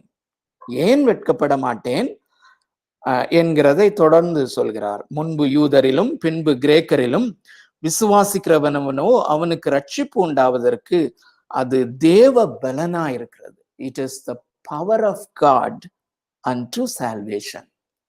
It is the power of God unto salvation. அருமையானவர்களே, இது எனக்கு இப்போ ஞாபகம் வருகிறதுனாலே அதை நான் சொல்லுகிறேன். நாம இதை நாம 1.5 வருஷத்துக்கு முன்பதாக பண்ணும்போது ஒரு இன்சிடென்ட சொன்னேன். அந்த நாட்களிலே சென்னையில நான் பார்த்த ஒரு போஸ்டர், ஒரு சுவிசேஷ கூட்டத்திற்கான ஒரு போஸ்டர், சுவிசேஷ கூட்டத்திற்கான ஒரு விளம்பர போஸ்டர். அதுல எப்படி போட்டிருந்ததுன்னா, நகைச்சுவையின் மூலமாக சுவிசேஷம் அறிவித்தல். அதுல இன்னும் ஏதோ ஒரு காரியம் நான் மிஸ் பண்றேன். பட் ஆனா என்னன்னா, அது சாராம்சம் அதான், நகைச்சுவையின் மூலமாக சுவிசேஷத்தை அறிவித்தல். சோ இப்படி நிறைய ஸ்ட்ராட்டஜிஸ் இந்த நாட்களில நாம காண முடியும். அருமையானவர்களே, சுவிசேஷத்தை சொல்லக்கூடிய முறையை நாம் மாற்றலாம், ஒவ்வொருவருக்கும் ஒவ்வொரு விதமாக சொல்லலாம். ஆனால் அந்த சுவிசேஷத்தினுடைய அந்த சாராம்சம், சுவிசேஷம் என்றால் என்ன என்பது அது மாற்றப்பட வேண்டிய ஒரு காரியம் அல்ல, மாற்றப்படுகிற ஒரு காரியம் அல்ல. ஏனென்றால் the gospel itself is the power of God. அதை நாம் எந்த அளவுக்கு உணர்ந்திருக்கிறோம் என்பது மிக முக்கியமான காரியம். சுவிசேஷம் என்று சொல்லும் போது இந்த 18வது வசனத்திலிருந்து, இதே 1வது அதிகாரம் நாம இன்று தியானிக்கிற 16, 17க்கு பிறகு 18ல இருந்து சுவிசேஷத்தை ஆரம்பித்து விடுகிறார். நமக்கு தெரியும், ஆரம்பமே the wrath of God. இந்த சுவிசேஷத்திற்கு கீழ்ப்படியாதவர்கள், சுவிசேஷத்தை விசுவாசியாத அவிசுவாசிகள், அல்லது நாமும் இயேசு கிறிஸ்துவுக்கு உள்ளே இப்ப இருக்கிறோம், ஆனா இயேசு கிறிஸ்துவுக்கு வெளியே நாம் வரும் பொழுது நாமும் அந்த கோபாக்கினையின் பிள்ளைகளாக இருக்கிறோம். அந்த அண்ட சராசரங்களையும் படைத்த அந்த தேவனாகிய கர்த்தருடைய கோபாக்கினைக்கு உட்படுவது எவ்வளவு பயங்கரமான காரியம் என்பதிலிருந்துதான் சுவிசேஷம் ஆரம்பிக்கிறது. சோ ஆனால் இன்று பெரும்பான்மையான விசுவாசிகள், பெரும்பான்மையான சுவிசேஷகர்கள், ஈவன் மிஷனரிஸ் கூட இந்த காரியத்தை கொஞ்சம் மறைக்க முற்படுகிறது மாத்திரமல்ல, மறைத்தே போட்டார்கள் என்றும் சொல்லலாம். அநேக ஊழியக்காரர்கள் மறைத்தே போட்டார்கள். ஆனால் அருமையானவர்களே, நமக்கு தெரியும், இந்த without the background of the wrath of God, இந்த தேவனாகிய கர்த்தருடைய அந்த உக்ர கோபாக்கிரையினுடைய அந்த பேக்ட்ராப் இல்லாதபடி சுவிசேஷம் இல்லை, மீனிங்கே இல்லை. நாம நினைக்கிறோம் அதை நாம் விட்டு விட்டால் it may be the power அப்படின்னு சொல்லி அதை விட்டு விடுவோமானால் அந்த பவரை, அந்த தேவனாகிய கர்த்தருடைய வல்லமை நம்முடைய வல்லமை இல்லை. It's not our power. தேவனாகிய கர்த்தருடைய அந்த வல்லமையை நாம் உரிந்து போடுகிறோம். அது பயங்கரமான காரியம். அருமையானவர்களே, let us not worry about the effect that we assume. நாம அசியூம் பண்றோம், இதை சொன்னா இப்படி ஒண்ணு. நான் ஒவ்வொரு தடவையும் பைபிள் ஸ்டடிக்கு வரும் முன்னாடி என்னுடைய மைண்ட் செட்டை நான் செட் பண்றதுக்கு சில காரியங்களை கொண்டு வருகிறேன். அதுல ஒன்று, இதுல என்னுடைய பார்ட் ஒண்ணுமே இல்லை. ஒன்று, தேவனாகிய கர்த்தருடைய வார்த்தை, the word is such a powerful tool. வானமும் பூமியும் ஒளிந்து போகும், ஆனா என் வார்த்தை ஒளிந்து போகாது என்று சொல்லி இருக்கிறார். சோ அவ்வளவு வல்லமையானது தேவனுடைய வார்த்தை. இரண்டாவது, அதை பிரயோகிக்க போகிறவர் திருத்துவத்தின் அல்லது தேவனாகிய திருத்துவ தேவனுடைய அந்த மூன்றாம் அவராகிய பரிசுத்த ஆவியானவர். நான் ஏன் கவலைப்படணும்? I am not going to do anything. நான் ஒரு டூல், சின்ன டூல். என்னை ஆண்டவர் நாளைக்கே தூக்கி எறிஞ்சிட்டு இன்னொரு டூல் ஆண்டவர் பயன்படுத்தலாம். He is free to do that. So the gospel is the power of God unto salvation. அப்படின்னு சொல்லும்போது, இந்த சால்வேஷன் அப்படின்னு சொல்லும்போது அவர் எந்த சால்வேஷனை குறிக்கிறார் என்பது மிக முக்கியமான காரியம். நாம நினைப்போம், பொதுவாக அதை மேற்போக்காக அதை படிக்கும் போது, இந்த சுவிசேஷத்தை நாம் பிரசங்கிக்கும் போது இயேசு கிறிஸ்துவை அறியாதவர்கள் அல்லது ரட்சிக்கப்படாதவர்கள், மறுபடியும் பிறவாதவர்கள் இந்த சுவிசேஷத்தை கேட்டு அவர்கள் மறுபடியும் பிறக்கிறார்கள், ரட்சிக்கப்படுகிறார்கள், கன்வர்ட்ஸா மாறுகிறார்கள். அதைத்தான் இங்கே ரட்சிப்பு என்ற அப்போஸ்தலன் குறிப்பிடுகிறார் என்று. ஆனால் அப்படி அல்ல என்று நாம் தெளிவாக பார்த்திருக்கிறோம். இந்த நாளிலே நாம் திரும்பவும் அதை நாம் பார்க்கிறோம். இது இந்த ரட்சிப்பு. சோ இவர் ஏன் வெட்கப்பட மாட்டார்? சுவிசேஷத்தை குறித்து அப்போஸ்தலனாகிய பவுல் ஏன் வெட்கப்பட மாட்டார்? ஏனென்றால் முன்பு யூதரிலும் பின்பு கிரேக்கரிலும் விசுவாசிக்கிறவனவனோ அவனுக்கு ரட்சிப்பு உண்டாவதற்கு அது தேவ பலனா இருக்கிறது, தேவனுடைய பலன். It is a power of God. அதனால நான் வெட்கப்பட மாட்டேன். அதற்கப்புறம் இரண்டாவது காரணமாக அவர் சொல்லுகிறார், இது ஏனென்றால் இந்த காரணத்திலேயே இந்த ரட்சிப்பு என்றால் என்பது என்ன ரட்சிப்பு என்று நாம் அதை ட்ரேஸ் பண்ணுகிறோம். பொதுவாக அருமையானவர்களே, புதிய ஏற்பாட்டிலே த மேஜர் ரைட்டர் அப்போஸ்தலனாகிய பவுல் என்பது நமக்கு தெரியும். சோ அப்போஸ்தலனாகிய பவுல் ரட்சிப்பு என்று சொல்லும் பொழுதே அவர் அந்த கடைசி ரட்சிப்பு அல்லது விசுவாசிகள் கடைசியாக தேவனாகிய கர்த்தருடைய நியாய சிங்காசனத்துக்கு முன்பதாக நிற்கும் போது அவருடைய அந்த இறுதி கோபாக்கினை நாம் ஏற்கனவே பேசி இருக்கிறோம். அருமையானவர்களே, ஒரு உலகம் முழுவதிலும் இந்த கொரோனாவினால இந்த பேண்டமிக் இருக்கிறதானால் தேவனாகிய கர்த்தருடைய கோபாக்கினையினுடைய ஒரு சின்ன எக்ஸ்பிரஷன். எங்கேயாவது சுனாமி வருகிறது என்றால் தேவனாகிய கர்த்தருடைய உக்ர கோபாக்கினையினுடைய ஒரு சின்ன எக்ஸ்பிரஷன். ஒரு நிலநடுக்கம், 10,000 20,000 பேர் செத்து போறாங்கன்னா அந்த தேவனாகிய கர்த்தருடைய உக்ர கோபாக்கினையினுடைய ஒரு சின்ன எக்ஸ்பிரஷன். ஆனால் அந்த இறுதியான உக்ர கோபாக்கினையிலிருந்து கடைசியாக ரட்சிக்கப்படுகிற அந்த ரட்சிப்பை குறித்து தான் அப்போஸ்தலனாகிய பவுல் பொதுவாக எழுதுகிறார். நாம் மறுபடியும் பிறக்கிறதை ரட்சிப்பு என்று சொன்னாலும் அநேகருக்கு இந்த முதலாவது ரட்சிப்பு, இந்த மறுபடியும் பிறத்தல் ரொம்ப கிளியரா இருக்காது. அதை குறித்து நீங்க கவலையே படாதீங்க அருமையானவர்களே. அதை குறித்து நம்ம விவரமாக பேசுவோம். ஒருவேளை இந்த கூட்டத்துல யாராவது இருப்பீர்களானா, நான் மறுபடியும் பிறந்திருக்கிறேனா என்று சொல்லி என்னுடைய அசஸ்மெண்ட்ல நீங்கள் இந்த வேத ஆராய்ச்சியில கலந்து கொள்ள வேண்டும் என்று ஒரு வாஞ்சை இருக்கிறது இல்லையா? நிறைய பேர் கிடையாது. அந்த வாஞ்சையில நீங்க லாகின் பண்ணி வந்திருக்கிறீங்கன்னு சொன்னாலே மறுபடியும் பிறந்ததுனால, திருவசனமாகிய ஞானப்பாலின் மேல் அந்த வாஞ்சை இருக்கிறதுனாலே நீங்கள் மறுபடியும் பிறந்திருக்க வேண்டும் என்றுதான் நான் நினைக்கிறேன். இன்னும் அநேக காரியங்கள் உண்டு, ஆனால் அதை காட்டிலும் முக்கியம் கடைசியாக நாம் ரட்சிக்கப்படுகிறது மிக மிக முக்கியமான ஒரு காரியம். சோ ஒரு சில வசனங்கள் அங்கே நான் குறிப்பிட்டிருக்கிறேன், அதை நாம் ஒவ்வொன்றாக வாசிக்கலாம். இந்த கடைசி ரட்சிப்பை தான் குறித்து இவர் பேசுகிறார் என்று ரோமருக்கு எழுதின நிருபம் 5வது அதிகாரம் 9-10 வசனங்கள். ரோமருக்கு எழுதின நிருபம் 5வது அதிகாரம் 9-10 வசனங்கள்.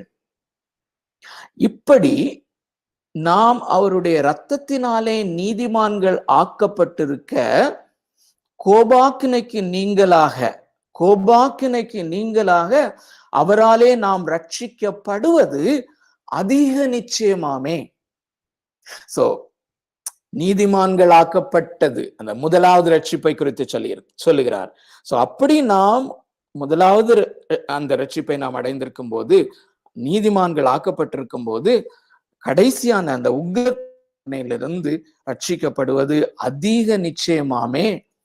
நாம் தேவனுக்கு சத்துருக்களா இருக்கையில் அவருடைய குமாரரின் மரணத்தினாலே அவருடனே பட்டோமானால், ஒப்புரவாக்கப்பட்ட பின் நாம் அவருடைய ஜீவனாலே ரட்சிக்கப்படுவது அதிக நிச்சயமாமே.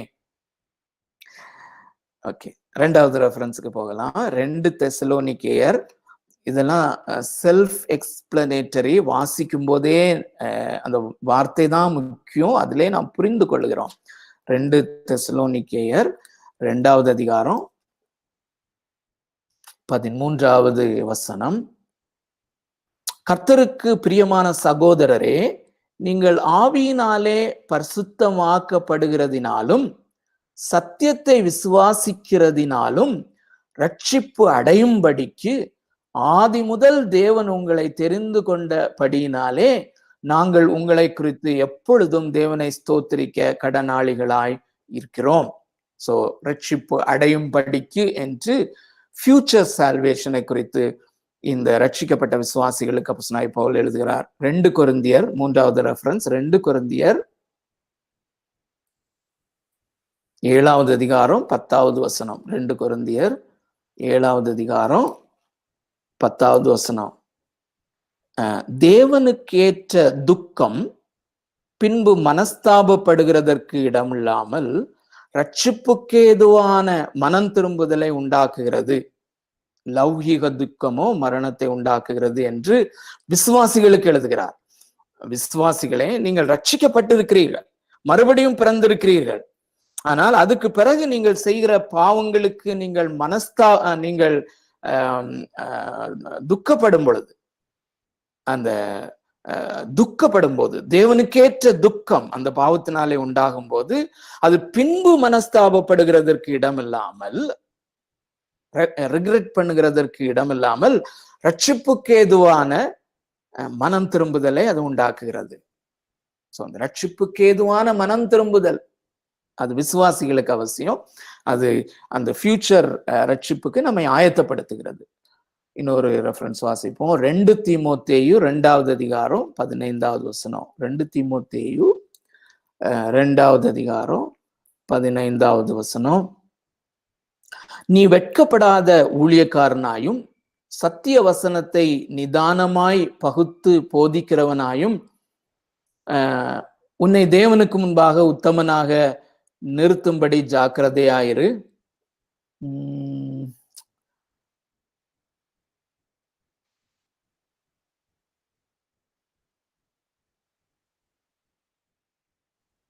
ஓகே, என்னுடைய ரெஃபரன்ஸ்ல கொஞ்சம் ஏதோ தவறு நடந்திருக்குன்னு நினைக்கிறேன். ஸோ 1 தீமோத்தேயு மேபி அதை விட்டுறலாம். நம்ம எபிரேயருக்கு எழுதின நிருபம் 9வது அதிகாரம் 28வது வசனம்.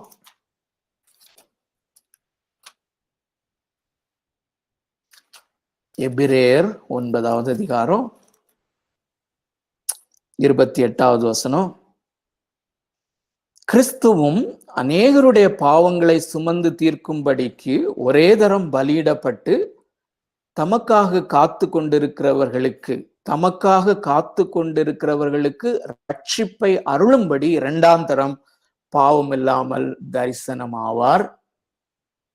1 பேதுரு 1:5. சோ எபிரேய ஆக்கியோனும் அதை அந்த வரப்போகிற அந்த ரட்சிப்பை குறித்து தான் அதிகமாக வலியுறுத்துகிறார் என்பதை நாம் பார்க்கிறோம். 1 பேதுரு 1வது அதிகாரம் 5வது வசனம். கடைசி காலத்திலே வெளிப்பட ஆயத்தமாக்கப்பட்டிருக்கிற ரட்சிப்புக்கு ஏதுவாக விசுவாசத்தை கொண்டு தேவனுடைய பலத்தினாலே காக்கப்பட்டிருக்கிற உங்களுக்கு அந்த சுதந்திரம் பரலோகத்தில் வைக்கப்பட்டிருக்கிறது. சோ இந்த நியூ டெஸ்டமெண்ட் எக்ஸ்பிரஷன் எல்லாமே அந்த வரப்போகிற ரட்சிப்பை குறித்து அதிகமாக பேசுகிறதை பார்க்கிறோம். அப்போஸ்தலனாகிய பவுல் அதிகமாக பயன்படுத்துகிறது அந்த வரப்போகிற ரட்சிப்பை குறித்து தான்.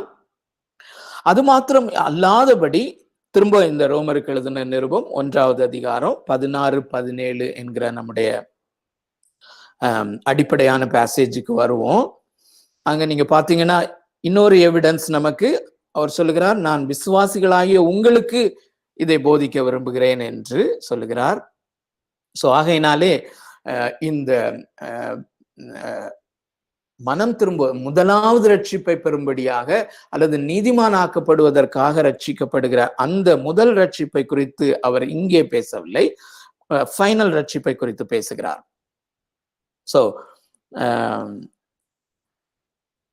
ஸோ விசுவாசிக்கிறவனவனோ அவனுக்கு ரட்சிப்பு உண்டாவதற்கு அது தேவ பலனா இருக்கிறது. 17வது வசனம், விசுவாசத்தினாலே நீதிமான் பிழைப்பான் என்று எழுதியிருக்கிறபடி விசுவாசத்தினால் உண்டாகும் தேவநீதி விசுவாசத்திற்கென்று அந்த சுவிசேஷத்தினாலே வெளிப்படுத்தப்படுகிறது. இன்னொரு எவிடன்ஸ் என்னன்னா, இதுலயே நீங்க பாத்தீங்கன்னா அது ஆங்கில வேதாகமத்துல அந்த ஃப்ரேஸ் ரொம்ப அழகா வரும், from faith to faith, from faith to faith. ரொம்ப அது அது அந்த அந்த phrase it self conveys a lot of meaning.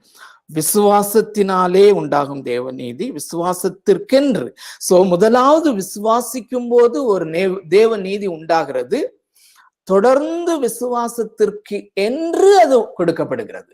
தொடர்ந்து விசுவாசித்து கொண்டிருக்கும்படி, தொடர்ந்து விசுவாசித்து கொண்டிருந்து கடைசி ரட்சிப்பை தேவ கோபாக்கினையிலிருந்து, பயங்கரமான தேவ கோபாக்கினையிலிருந்து ரட்சிப்பை நமக்கு அது அருளுகிறது என்ற காரியமும் அந்த ஃப்ரேஸ்ல இருந்தும் வெளிப்படையாக நமக்கு தெரிகிறது. ஸோ இப்போ நம்ம கடைசியாக இந்த விசுவாசத்திற்கென்று அந்த சுவிசேஷத்தினாலே வெளிப்படுத்தப்படுகிறது தேவநீதி. ஸோ இந்த ஃப்ரேஸை மாத்திரம் நீங்க பாருங்க, தேவநீதி சுவிசேஷத்தினாலே வெளிப்படுத்தப்பட்டிருக்கிறது, அல்லது தேவநீதி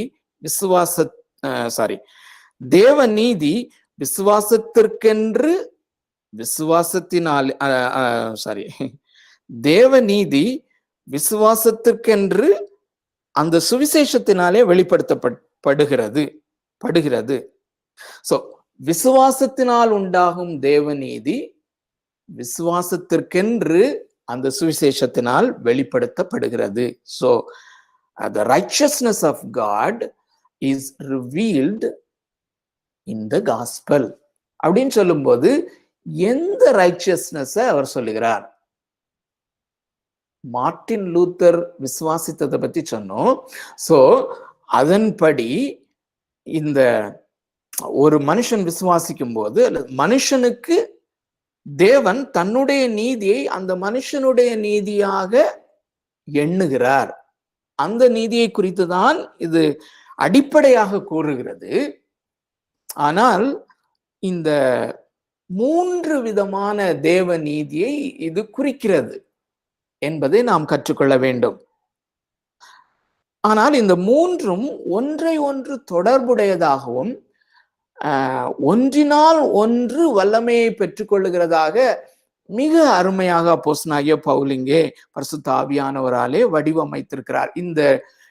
இந்த 3னுடைய வித்தியாசங்களையும், இந்த 3ம் எப்படி ஒன்றில் ஒன்று அல்லது ஒன்றோடொன்று இணைந்து அது மகா பெரிய தேவ வல்லமையாக செயல்படுகிறது என்பதை அருமையான தேவனுடைய பிள்ளைகளை அறிந்து கொள்ள வேண்டியது மிக மிக அவசியம். இதை அறிந்து கொள்வோமானால் அந்த விசுவாசியினுடைய பரிசுத்தமாகுதலிலே தேவனாகிய கர்த்தருடைய சர்வ ஆளுமை என்று நாம் கற்றுக்கொண்ட காரியங்களிலே நீங்கள் ஒருவேளை முழுமையாக புரிந்து கொள்ளாவிட்டால் கூட இங்கே அதற்கான விடை இருக்கிறது. சோ அதை நாம் கற்றுக்கொள்ள முயற்சி செய்வோம். கர்த்தர் நமக்கு உதவி செய்வாராக. 3 விதமான தேவநீதி என்று நான் சொன்னேன். அது என்னென்ன தேவநீதி? முதலாவதாக இந்த மார்ட்டின் லூத்தர் பயந்தபடி அது தேவ நீதியை கூட குறிக்கிறது. எப்படி குறிக்கிறது? வசன ஆதாரம் இல்லாம நானா சொல்லவில்லை. அருமையானவர்களே, இன்று காலையிலிருந்து இந்த பைபிள் ஸ்டடிக்கு வர்றதுக்கு முன்னாடி கூட நாம எல்லாரும் நானும் பாவம் செய்து விட்டுதான் வந்திருக்கிறோம். இதை யாரும் மறுக்க முடியாது என்று நான் விசுவாசிக்கிறேன். காலையில எழும்பின உடனே நாம தனி தியானத்திற்காக வேத புத்தகத்தை திறந்தோம், திறக்காமலும் இருந்திருக்கலாம். திறந்து அதை நாம் வாசித்து தியானித்து அதன் அடிப்படையிலே நாம ஜெபிக்கும் போது, ஜெபித்து முடிச்ச உடனே ஒருவேளை நாம இயேசுவோடு கூட நெருங்கி நம்ம நடக்கிறவங்கன்னா நமக்கு ஒரு குற்ற உணர்வு வரும். நான் சரியா இந்த டிவோஷனை நான் பண்ணல. தேவனாய கர்த்தரிடத்தில் முழு இருதயத்தோடும் முழு ஆத்துமாவோடும் முழு பலத்தோடும் அன்பு கூறுவாயாகன்னு சொல்லி இருக்குது. ஆனா நான் முழு பலத்தோடும் அன்பு கூறுறதுக்கு நான் ஃபோக்கஸ்டா கான்சென்ட்ரேட் பண்ணி என்னால வாசிக்க முடியலையே, ஜெபிக்க முடியலையே. அல்ல, நம்ம விழுந்து போன நிலைமையில இருக்கிறதுனால அது நடக்குதுன்னு சொல்லி நாம அதுக்கு சொன்னாலுமே அது அந்த ஒரு பாவம் போதும் நம்மள நரகத்துல தள்ளுறதுக்கு. அந்த ஒரு பாவம் போதும் நரகத்துல தள்ளுறதுக்கு. அது இல்லாம நம்ம எத்தனை பேர்கிட்ட கோவப்படுறோம், எவ்வளவு காரியங்களை நாம செய்கிறோம். அப்போ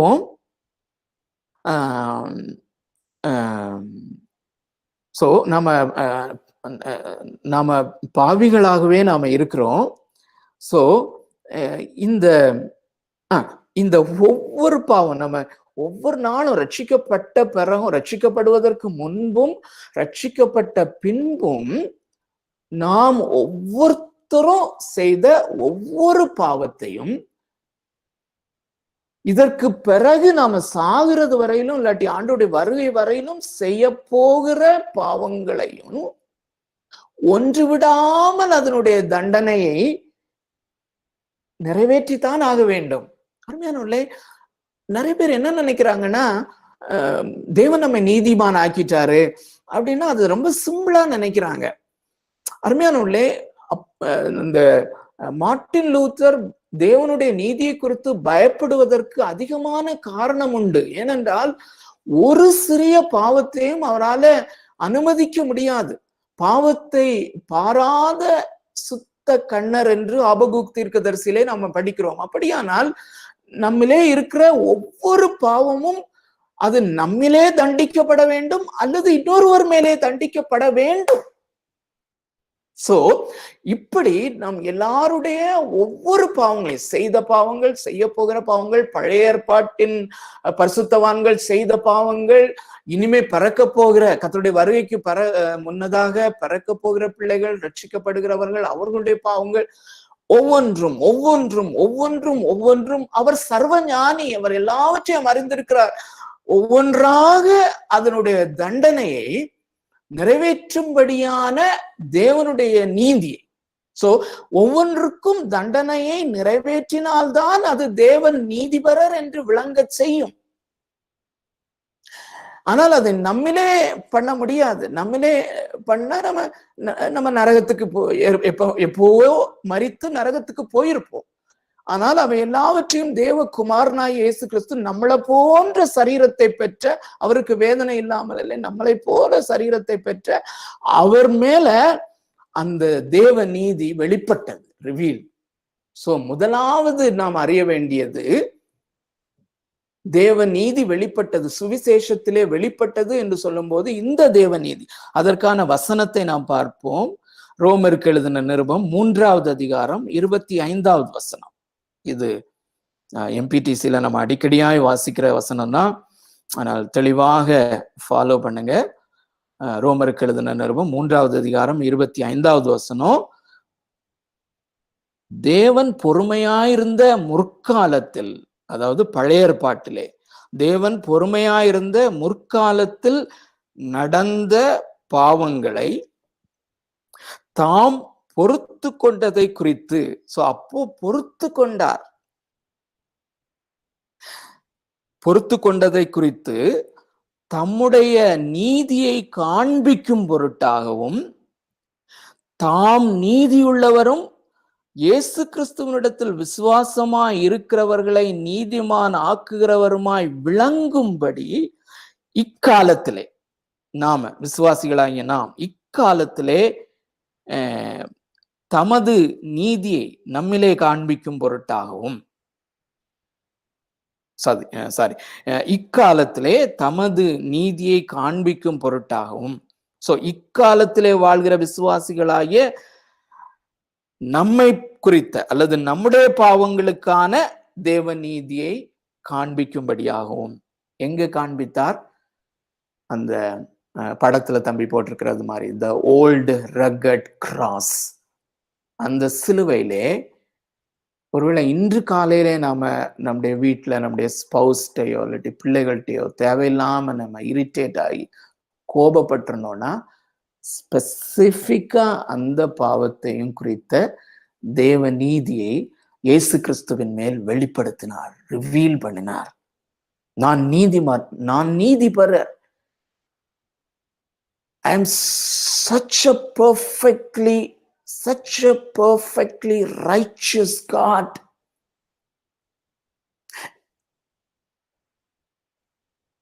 ஒவ்வொரு பாவத்திற்கும் அவருடைய பிள்ளைகளாக இந்த நாளில இருக்கிற ஒவ்வொருவருடைய ஒரு பாவத்தையும் நான் கண்டும் காணாதது போல இருக்க முடியாது. I cannot. My righteousness cannot. So I have to reveal my righteousness on behalf of your sin. உன்னுடைய பாவத்து நிமித்தம் அந்த நீதியை நான் செலுத்த வேண்டிய அவசியம் உண்டு என்று சொல்லி இயேசு கிறிஸ்துவின் மேலே அதை வெளிப்படுத்தினார். அது ஒரு நீதி. இரண்டாவது நீதி தான் நம்ம ஏற்கனவே பார்த்தோம். மார்ட்டின் லூத்தருடைய காரியத்திலே அவருக்கு புலப்பட்ட அந்த அர்த்தம், அதுதான் மிக மைய பகுதியிலே இருக்கிறதும் மிக மிக முக்கியமானதுமான காரியம். இதே 3வது அதிகாரம் 25 வாசித்தோம் இல்லையா? 24 அதை குறித்து சொல்லுகிறார். இந்த ஒரு பிற்பாடு நம்ம பார்ப்போம். 1வது அதிகாரம் 2வது அதிகாரம் 3வது அதிகாரம் 4வது அதிகாரம் எல்லாம் இந்த நீதியை குறித்து தான் பேசுகிறார். இலவசமாய் அவருடைய கிருபையினாலே இலவசமாய் ஒரு கஷ்டமும் இல்லாம, ஏன்னா நீதி எல்லாம் அந்த குமாரன் மேலே செலுத்தப்பட்டது. இலவசமாய் அவருடைய கிருபையினாலே கிறிஸ்து இயேசுவில் உள்ள மீட்பை கொண்டு நீதிமான்கள் ஆக்கப்படுகிறார்கள் என்று தமிழிலே இந்த இடத்துல எழுதப்பட்டிருக்கிறது. ஆபிரகாம் விசுவாசித்தான், அந்த விசுவாசம் அது அவனுக்கு நீதியாக எண்ணப்பட்டது என்பதுதான் சரியான அந்த வார்த்தை. counted as righteous. ஒரு கோர்ட் ரூம்ல நாம நிற்கும் போது அருமையானவர்களே, நமக்கு எதிராக கொலோசியர் 2வது அதிகாரத்துல நாம வாசிக்கிறபடி ஐ திங்க் 14-15 வசனங்கள் என்று நினைக்கிறேன், நமக்கு தெரிந்த வசனங்கள் தான். நமக்கு எதிராக ஒரு கையெழுத்து போட்ட ஒரு பெரிய ஒரு சார்ட்டை கொண்டு வந்து நாம் செய்த ஒவ்வொரு பாவத்தையும், செய்கிற ஒவ்வொரு காரியத்தையும், ஒவ்வொரு நாளும் அவன் அதை கொண்டு வந்து அவன் அவன் அவன் நிற்கிறான். இவன் குற்றவாளி, இவன் மரணத்திற்கு பாத்திரன், நீர் நீதிபரர் என்றால் righteous, if you are a righteous God, if you are a righteous judge, இந்த பாவங்களை இவன் செய்தபடியினாலே நித்திய மரண தண்டனைக்கு இவன் உள்ளானவன் என்று அவன் சொல்லுகிறான். ஆனால் அந்த கையெழுத்தை அவர் சிலுவையிலே குலைத்து போட்டு அவர் சொல்லுகிறார், நான் இந்த 33.5 ஆண்டுகள் நீதிமானாய் வாழ்ந்த என்னுடைய வாழ்க்கை கடைசியாக அந்த சிலுவையிலே தேவனாகிய கர்த்தருடைய நீதியை நிறைவேற்றி என்னுடைய நீதியை, தேவனாகிய கர்த்தருடைய நீதியை நான் இங்கே வாழ்ந்தேன், மாம்ச சரீரத்தை எடுத்து வாழ்ந்தேன். அந்த நீதியை, அந்த பெர்ஃபெக்டான நீதியை நான் அவன் மேல் போர்த்தி இருக்கிறேன் என்று தேவனாகிய கர்த்தர், அந்த ரைச்சியஸ் ஜட்ஜ் சொல்லுகிறார். he is righteous. அவன் நீதிமான். நாம் பாவியாகத்தான் நிற்கிறோம். அவன் கொண்டு வருகிற சாட்ல போட்டிருக்கிற அந்த குற்ற பட்டியலெல்லாம் உண்மைதான், நாம் செய்தோம். ஆனால் இப்பொழுது நம்மை நிரபராதி என்று ஆண்டவர் சொல்கிறார். the righteous God, நீதிபரராகிய தேவன் சொல்கிறார், he is righteous, நீதிமான். ஓகே, ஆகையினாலே இந்த அனுபவத்தை நாம் பெற்றிருக்கிறோம். விசுவாசிகளாய் நாம் இருக்கிற யாவரும், மறுபடியும் பிறந்த நாம் ஒவ்வொருவரும், அருமையானவர்களே, இதற்கு நன்றிகள், there is no words, வார்த்தையே இல்லை. அப்படிப்பட்ட நன்றி கடன் பட்டவர்களாக இருக்கிறோம். மூன்றாவது இன்னொரு நீதியையும் அது குறிக்கிறது, அல்லது இன்னொரு நீதியை குறித்தும் வேதாகமம் பேசுகிறது, ரோமருக்கு எழுதின நிருபமே பேசுகிறது. அது என்ன? நாம் இப்படி நீதிமான் என்று கருதப்பட்டு, நீதிமான் என்று டிக்ளேர் பண்ணப்பட்ட பிறகு ஒரு நீதியுள்ள வாழ்க்கை வாழ, அல்லது ஒரு நீதியை ஒரு பலனாக, அல்லது நீதியை ஒரு ஃப்ரூட்டாக நம்முடைய வாழ்க்கையிலே ப்ரொடியூஸ் பண்ண நாம் கடமைப்பட்டிருக்கிறோம். அது தேவனே நமக்குள்ளே ப்ரொடியூஸ் பண்ணுகிறார் என்பதை நாம் தெளிவாக பார்த்திருக்கிறோம். ஆனால் ஒரே ஒரு வசனத்தை எடுத்து நாம் வாசிப்போம். இந்த ரோமருக்கு எழுதின நிருபத்திலே இந்த எல்லா நீதியும் தெளிவாக காட்டப்படுகிறது என்பதை நாம் பார்ப்பதற்காக 8வது அதிகாரம், ரோமருக்கு எழுதின நிருபம் 8வது அதிகாரம் 4வது வசனத்திலே நாம் அதை பார்க்கிறோம். ரோமர் 8:4 வாசிக்கிறேன், கவனமாக பாருங்கள். மாம்சத்தின்படி நடவாமல் ஆவின்படி நடக்கிற நம்மிடத்தில் சோ நீதிமான் என்று கருதப்பட்ட, நீதிமான் என்று கணக்கிடப்பட்ட, அல்லது நீதிமான் என்று டிக்ளேர் பண்ணப்பட்ட நாம் ஆவியின்படி நடக்கிறோம். நாம் என்று நீதிமான் ஆக்கப்படுகிறோமோ அன்று பரிசுத்த ஆவியானவர் நம்மை லீட் பண்ணும்படியாக தொடங்குகிறார் என்பதை தெளிவாக பார்த்தோம். சோ அவருடைய அந்த லீடர்ஷிப்புக்கு நாம ஒப்பு கொடுத்து ஒவ்வொரு நாளும் வாழும் பொழுது அந்த பரிசுத்த ஆவியானவர் நமக்குள்ள என்ன செய்கிறார்? அருமையானவர்களே, பியூட்டிஃபுல், நியாயப்பிரமாணத்தின் நீதி நிறைவேறும்படிக்கே அப்படி செய்தார். அதாவது திரும்ப வாசிக்கிறேன், அந்த டச் விட்டு போன மாதிரி இருக்கு. மாம்சத்தின்படி நடவாமல் ஆவியின்படி நடக்கிற நம்மிடத்தில் நியாயப்பிரமாணத்தின் நீதி நிறைவேறும்படிக்கு. நியாயப்பிரமாணத்தின் நீதி ஒதுக்கி போடப்படவில்லை. அந்த நியாயப்பிரமாணத்தின் நீதி நிறைவேற்றப்பட வேண்டும். அது புதிய ஏற்பாட்டின் விசுவாசிகளாகிய நம்மிலே அந்த நீதி, தேவன் விரும்பும் நீதி நிறைவேற்றப்பட வேண்டும். நிறைவேற்றப்படும்படியாக பரிசுத்த ஆவியானவர் நமக்கு கொடுக்கப்படுகிறார். அதுதான் நடைமுறை பரிசுத்த வாழ்க்கை, அல்லது பிராக்டிக்கல் சாங்டிஃபிகேஷன் என்கிற அந்த ப்ராசஸ்ல இந்த தேவ நீதி நம்மிலே அது வெளிப்பட்டு கொண்டு வருகிறது. அந்த தேவ நீதி நம்மிலே உருவாகி கொண்டு வருகிறது. சோ இந்த மூன்றும் ஒன்றுக்கொன்று தொடர்புடையதா இருக்கிறது என்பதை அருமையானவர்களை நாம பார்க்கணும். எப்படி அது தொடர்புடையதா இருக்கிறது என்பதை நான் மென்ஷன் பண்ணி நான் முடித்து விடுகிறேன். ஒரு சில பாவங்களை குறிப்பாக பார்க்க வேண்டும் என நினைத்தேன். ஒருவேளை அதற்கு நேரம் இருக்காது. ஆனா இந்த கொள்கையை மாத்திரம் நீங்கள் புரிந்து கொள்ளுங்கள். அருமையானவர்களே,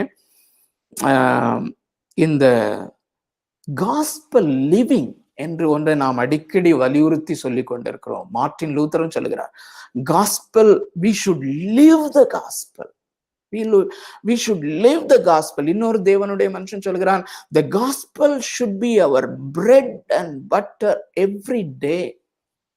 அருமையானவர்களே, நான் மிஷனரியா இருக்கும்போது கூட என்னுடைய வாழ்க்கையின் ஒரு சின்ன சாட்சியை உங்களுக்கு சொல்ல விரும்புகிறேன். ஒரு சின்ன பகுதியை, நான் மிஷினரியா போய் மிஷினரி பாதி மிஷினரி தாண்டின பிறகு கூட ஒவ்வொரு வருஷமும் கிறிஸ்மஸ்ல, அப்புறம் குட் ஃப்ரைடே, ஈஸ்டர்ல என்னுடைய வழக்கம் என்னன்னா, தனியா உட்கார்ந்து எப்படியாவது ஒவ்வொரு சுவிசேஷத்திலையும் அந்த கிறிஸ்மஸ்னா அந்த தேவன் இயேசு கிறிஸ்துனுடைய பிறப்பை குறித்த அந்த நரேஷன் ஒவ்வொரு காஸ்பல்லையும் வாசிப்பேன். அதே மாதிரி குட் ஃப்ரைடேக்கும் ஈஸ்டருக்கும் சேர்த்து எப்படியாவது 3 காஸ்பல்லையும் அவருடைய பாடு மரணங்களை குறித்து எழுதி இருக்கிறத அப்படியே வாசிப்பேன். என்ன இன்டென்ஷன்லனா, இந்த காஸ்பல் எவ்வளவு நமக்கு முக்கியம், ஆனா இதை நம்ம எந்த அளவுக்கு உணரணுமோ அந்த அளவுக்கு உணர முடியவில்லையே அப்படின்னு சொல்லி எனக்கு எப்படியாவது ஒரு நான் சிலுவைக்கு முன்பதாக அழுதுதானே ஆகணும் அப்படின்னு சொல்லி நான் எவ்வளவோ பிரயாசப்பட்டிருக்கேன். Gospel should be felt. அந்த இயேசு கிறிஸ்து மரித்து அடக்கம் பண்ணப்பட்ட உயிர்த்தெழுந்த இந்த காரியம் எவ்வளவு முக்கியம் அப்படிங்கிறது மனதளவுல எனக்கு தெரியுது, மைண்ட்ல எனக்கு தெரியுது.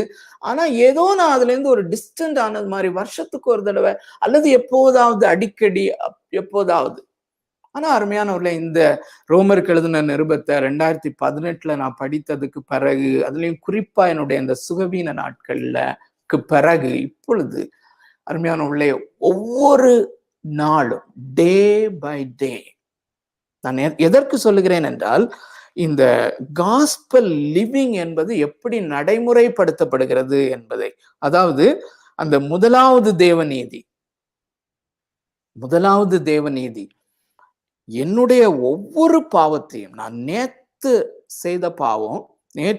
முழுவதும் செய்த பாவம், காலையில நான் எந்திரிச்ச உடனே நேற்று முழுவதும் செஞ்ச அந்த ஒவ்வொரு பாவத்தையும் இயேசு தன்னுடைய சரீரத்துல வாங்கி சிலுவையில பட்ட அந்த பாடு மரணம் இருக்குது இல்லையா, அது வந்து எவ்ரிடே எக்ஸ்பீரியன்ஸ் ஆகும். அது மாத்திரம் அல்ல, ஆல்மோஸ்ட் எவ்ரிடே, எல்லா நாளும் சொல்ல முடியாது. அதை நான் தத்ரூபமாக இந்த ரோமருக்கு எழுதின நிருபத்துல படித்ததுனால, 2வது எபேசியர்ல நாம படிக்கிற காரியங்கள் உங்களோட நான் பேசும்போது அது இன்னும் அலைவா வருகிற காரியம். இந்த காரியங்கள் எல்லாமே சேர்ந்து கான்ட்ரிபியூட் பண்ணி ஆல்மோஸ்ட் ஐ ஆம் இன் டியர்ஸ். அந்த காரியம் உங்களுக்கும் உங்களுடைய வாழ்க்கையிலையும் அது நடந்து கொண்டிருக்கிறது என்பதை நான் அருமையானவர்களே மிக தாழ்மையோடு சொல்லுகிறேன். The gospel has become a mighty power. அதான் நான் சொல்ல வருகிறேன். சோ இந்த என்னுடைய பாவங்களுக்கான தண்டனை இயேசுவின் மேலே சாத்தப்பட்டது நிமித்தமாக, இயேசுவின் மேலே அது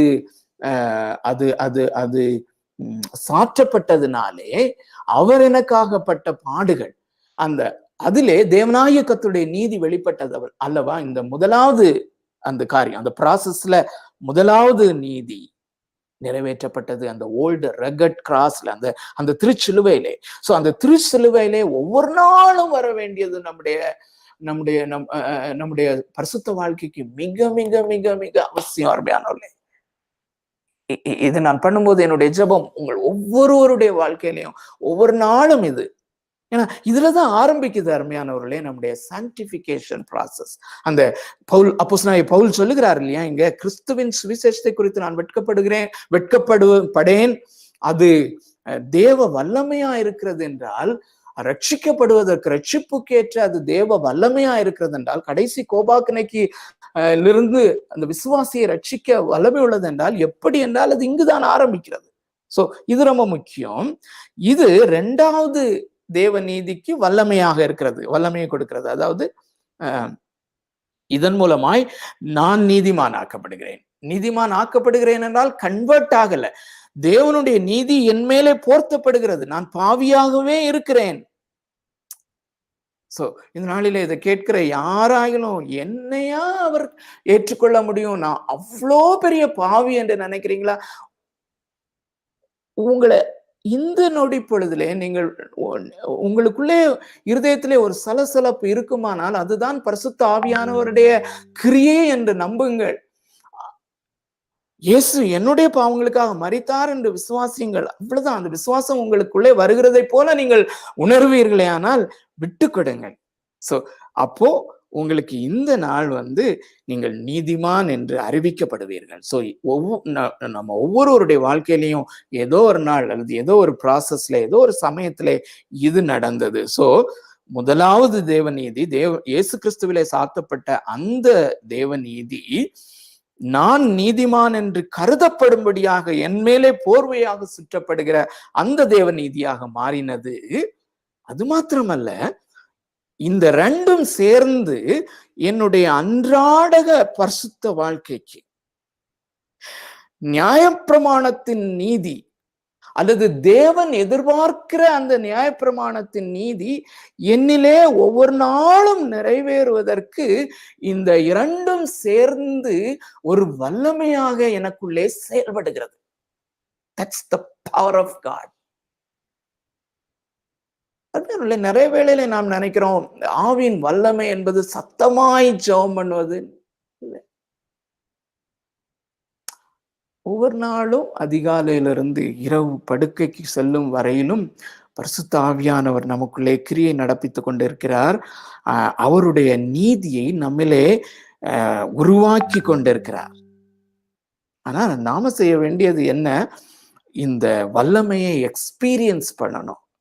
எப்படி? ஒரே ஒரு உதாரணத்தை சொல்லி நாம் முடிக்க விரும்புகிறேன். ஒருவேளை மன்னிக்கிற ஒரு காரியத்தை நாம் எடுத்துக்கொள்வோமானால், சோ இந்த பிராக்டிக்கல் ரைச்சஸ்னஸ், நியாயப்பிரமாணத்தின் நீதி என்னிலே எப்படி நிறைவேறுகிறது என்றால், ஒவ்வொரு பாவங்களையும் நான் மேற்கொள்வதிலே, அது மாத்திரம் இல்ல, தம்பி அந்த பவர் பாயிண்ட்ல போட்டிருந்தது மாதிரி ஒவ்வொரு ஆவியின் கனிகளும் என்னிலே உற்பத்தி ஆவதிலே இந்த முதல் 2 நீதிகளும் வல்லமையாக செயல்படுகிறது.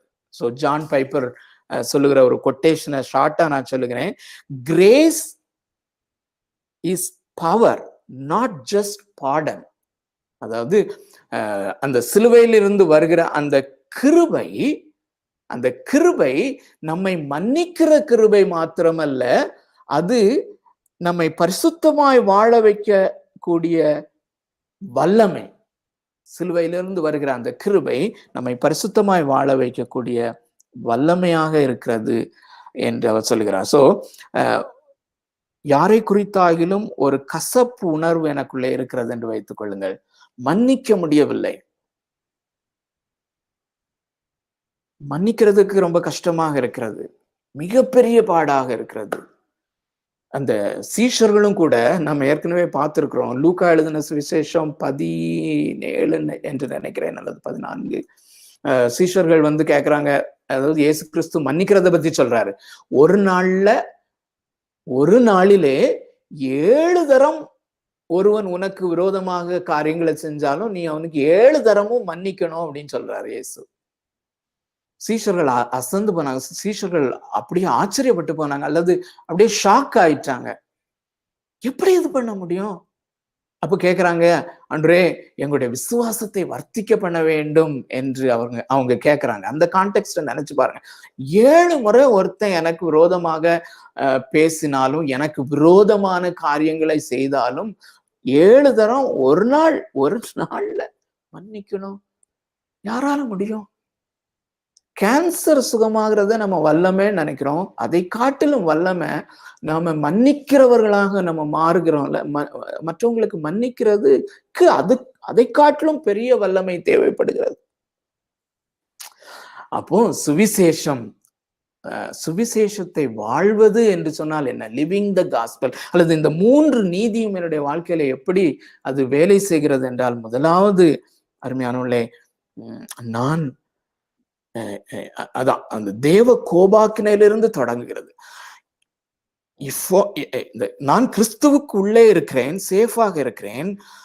ஒரு நிமிஷம், if I come out of Christ, கிறிஸ்து வேண்டாம் என்று நான் கிறிஸ்துவுக்கு வெளியே வருமானால், அந்த கோபாக்கினையின் வாழ் லிட்டரலா என் மேல இருக்கிறது. சோ இன்று என்ன பிசிக்கலாவும் ஆண்டவர் கொன்று என்னை நரகத்துக்கு அனுப்ப போதுமான அளவு பாவம் என்னிலே இன்றும் காணப்படுகிறது. ஆனா ஃப்ரீயா, நிபந்தனையின்றி இப்படிப்பட்ட பாவியாகி என்ன உலக தோற்றத்திற்கு முன்பதாகவே அவர் தெரிந்து கொண்டாரே. அந்த the grace of election, உலக தோற்றத்துக்கு முன்பதாகவே என்ன அவருடைய பிள்ளையாக்கும்படி, இப்படிப்பட்ட அந்த தேவ கோபாக்கினையின் பிள்ளையாக இருந்த என்ன அவருடைய பிள்ளையா மாற்றும்படி ப்ரீடெஸ்டைன் பண்ணாரே, முன்குறித்தாரே.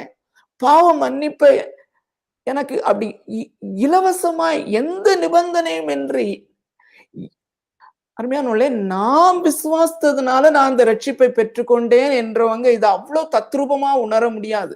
நான் ஒண்ணுமே செய்யாம என்னை அந்த கோபாக்கினையிலிருந்து காலரை பிடிச்சு இழுத்தது மாதிரி இழுத்து வெளியே விட்டார. அப்போ நான் ஏன் இவனுக்கு மன்னிக்க முடியாது? என்னுடைய பாஸுக்கு ஏன் நம்ம மன்னிக்க முடியாது? எனக்கு கீழே வேலை செய்யறவளுக்கு நான் ஏன் மன்னிக்க முடியாது?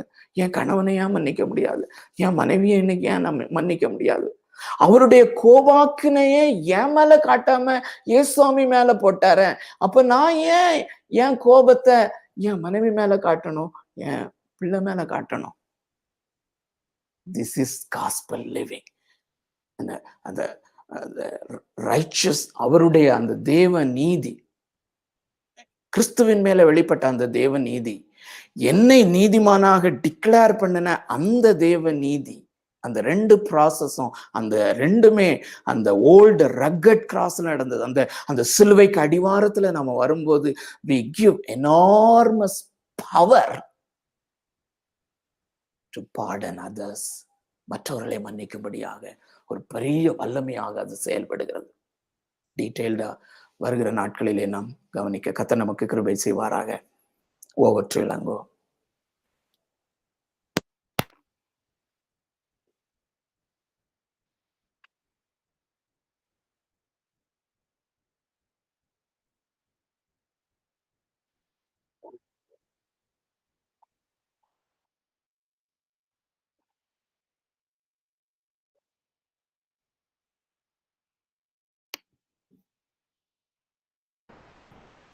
ஓகேண்ணா. நல்ல பிதாவே, இந்த நல்ல வேலையை கொடுத்ததுக்கு அவனுக்கு நன்றி செலுத்துகிறோம். கர்த்தாவே, ஆண்டவரே, இந்த வழியிலும் கூட ராஜா, ஆண்டவரே அப்பா, உம்முடைய வார்த்தை ஆண்டவரே நாங்கள் தியானிக்கும்படிக்கு ஆண்டவரே நீர் கொடுத்த கிருபைக்காக நாங்கள் நன்றி செலுத்துகிறோம். கர்த்தாவே, ஆண்டவரே நீர்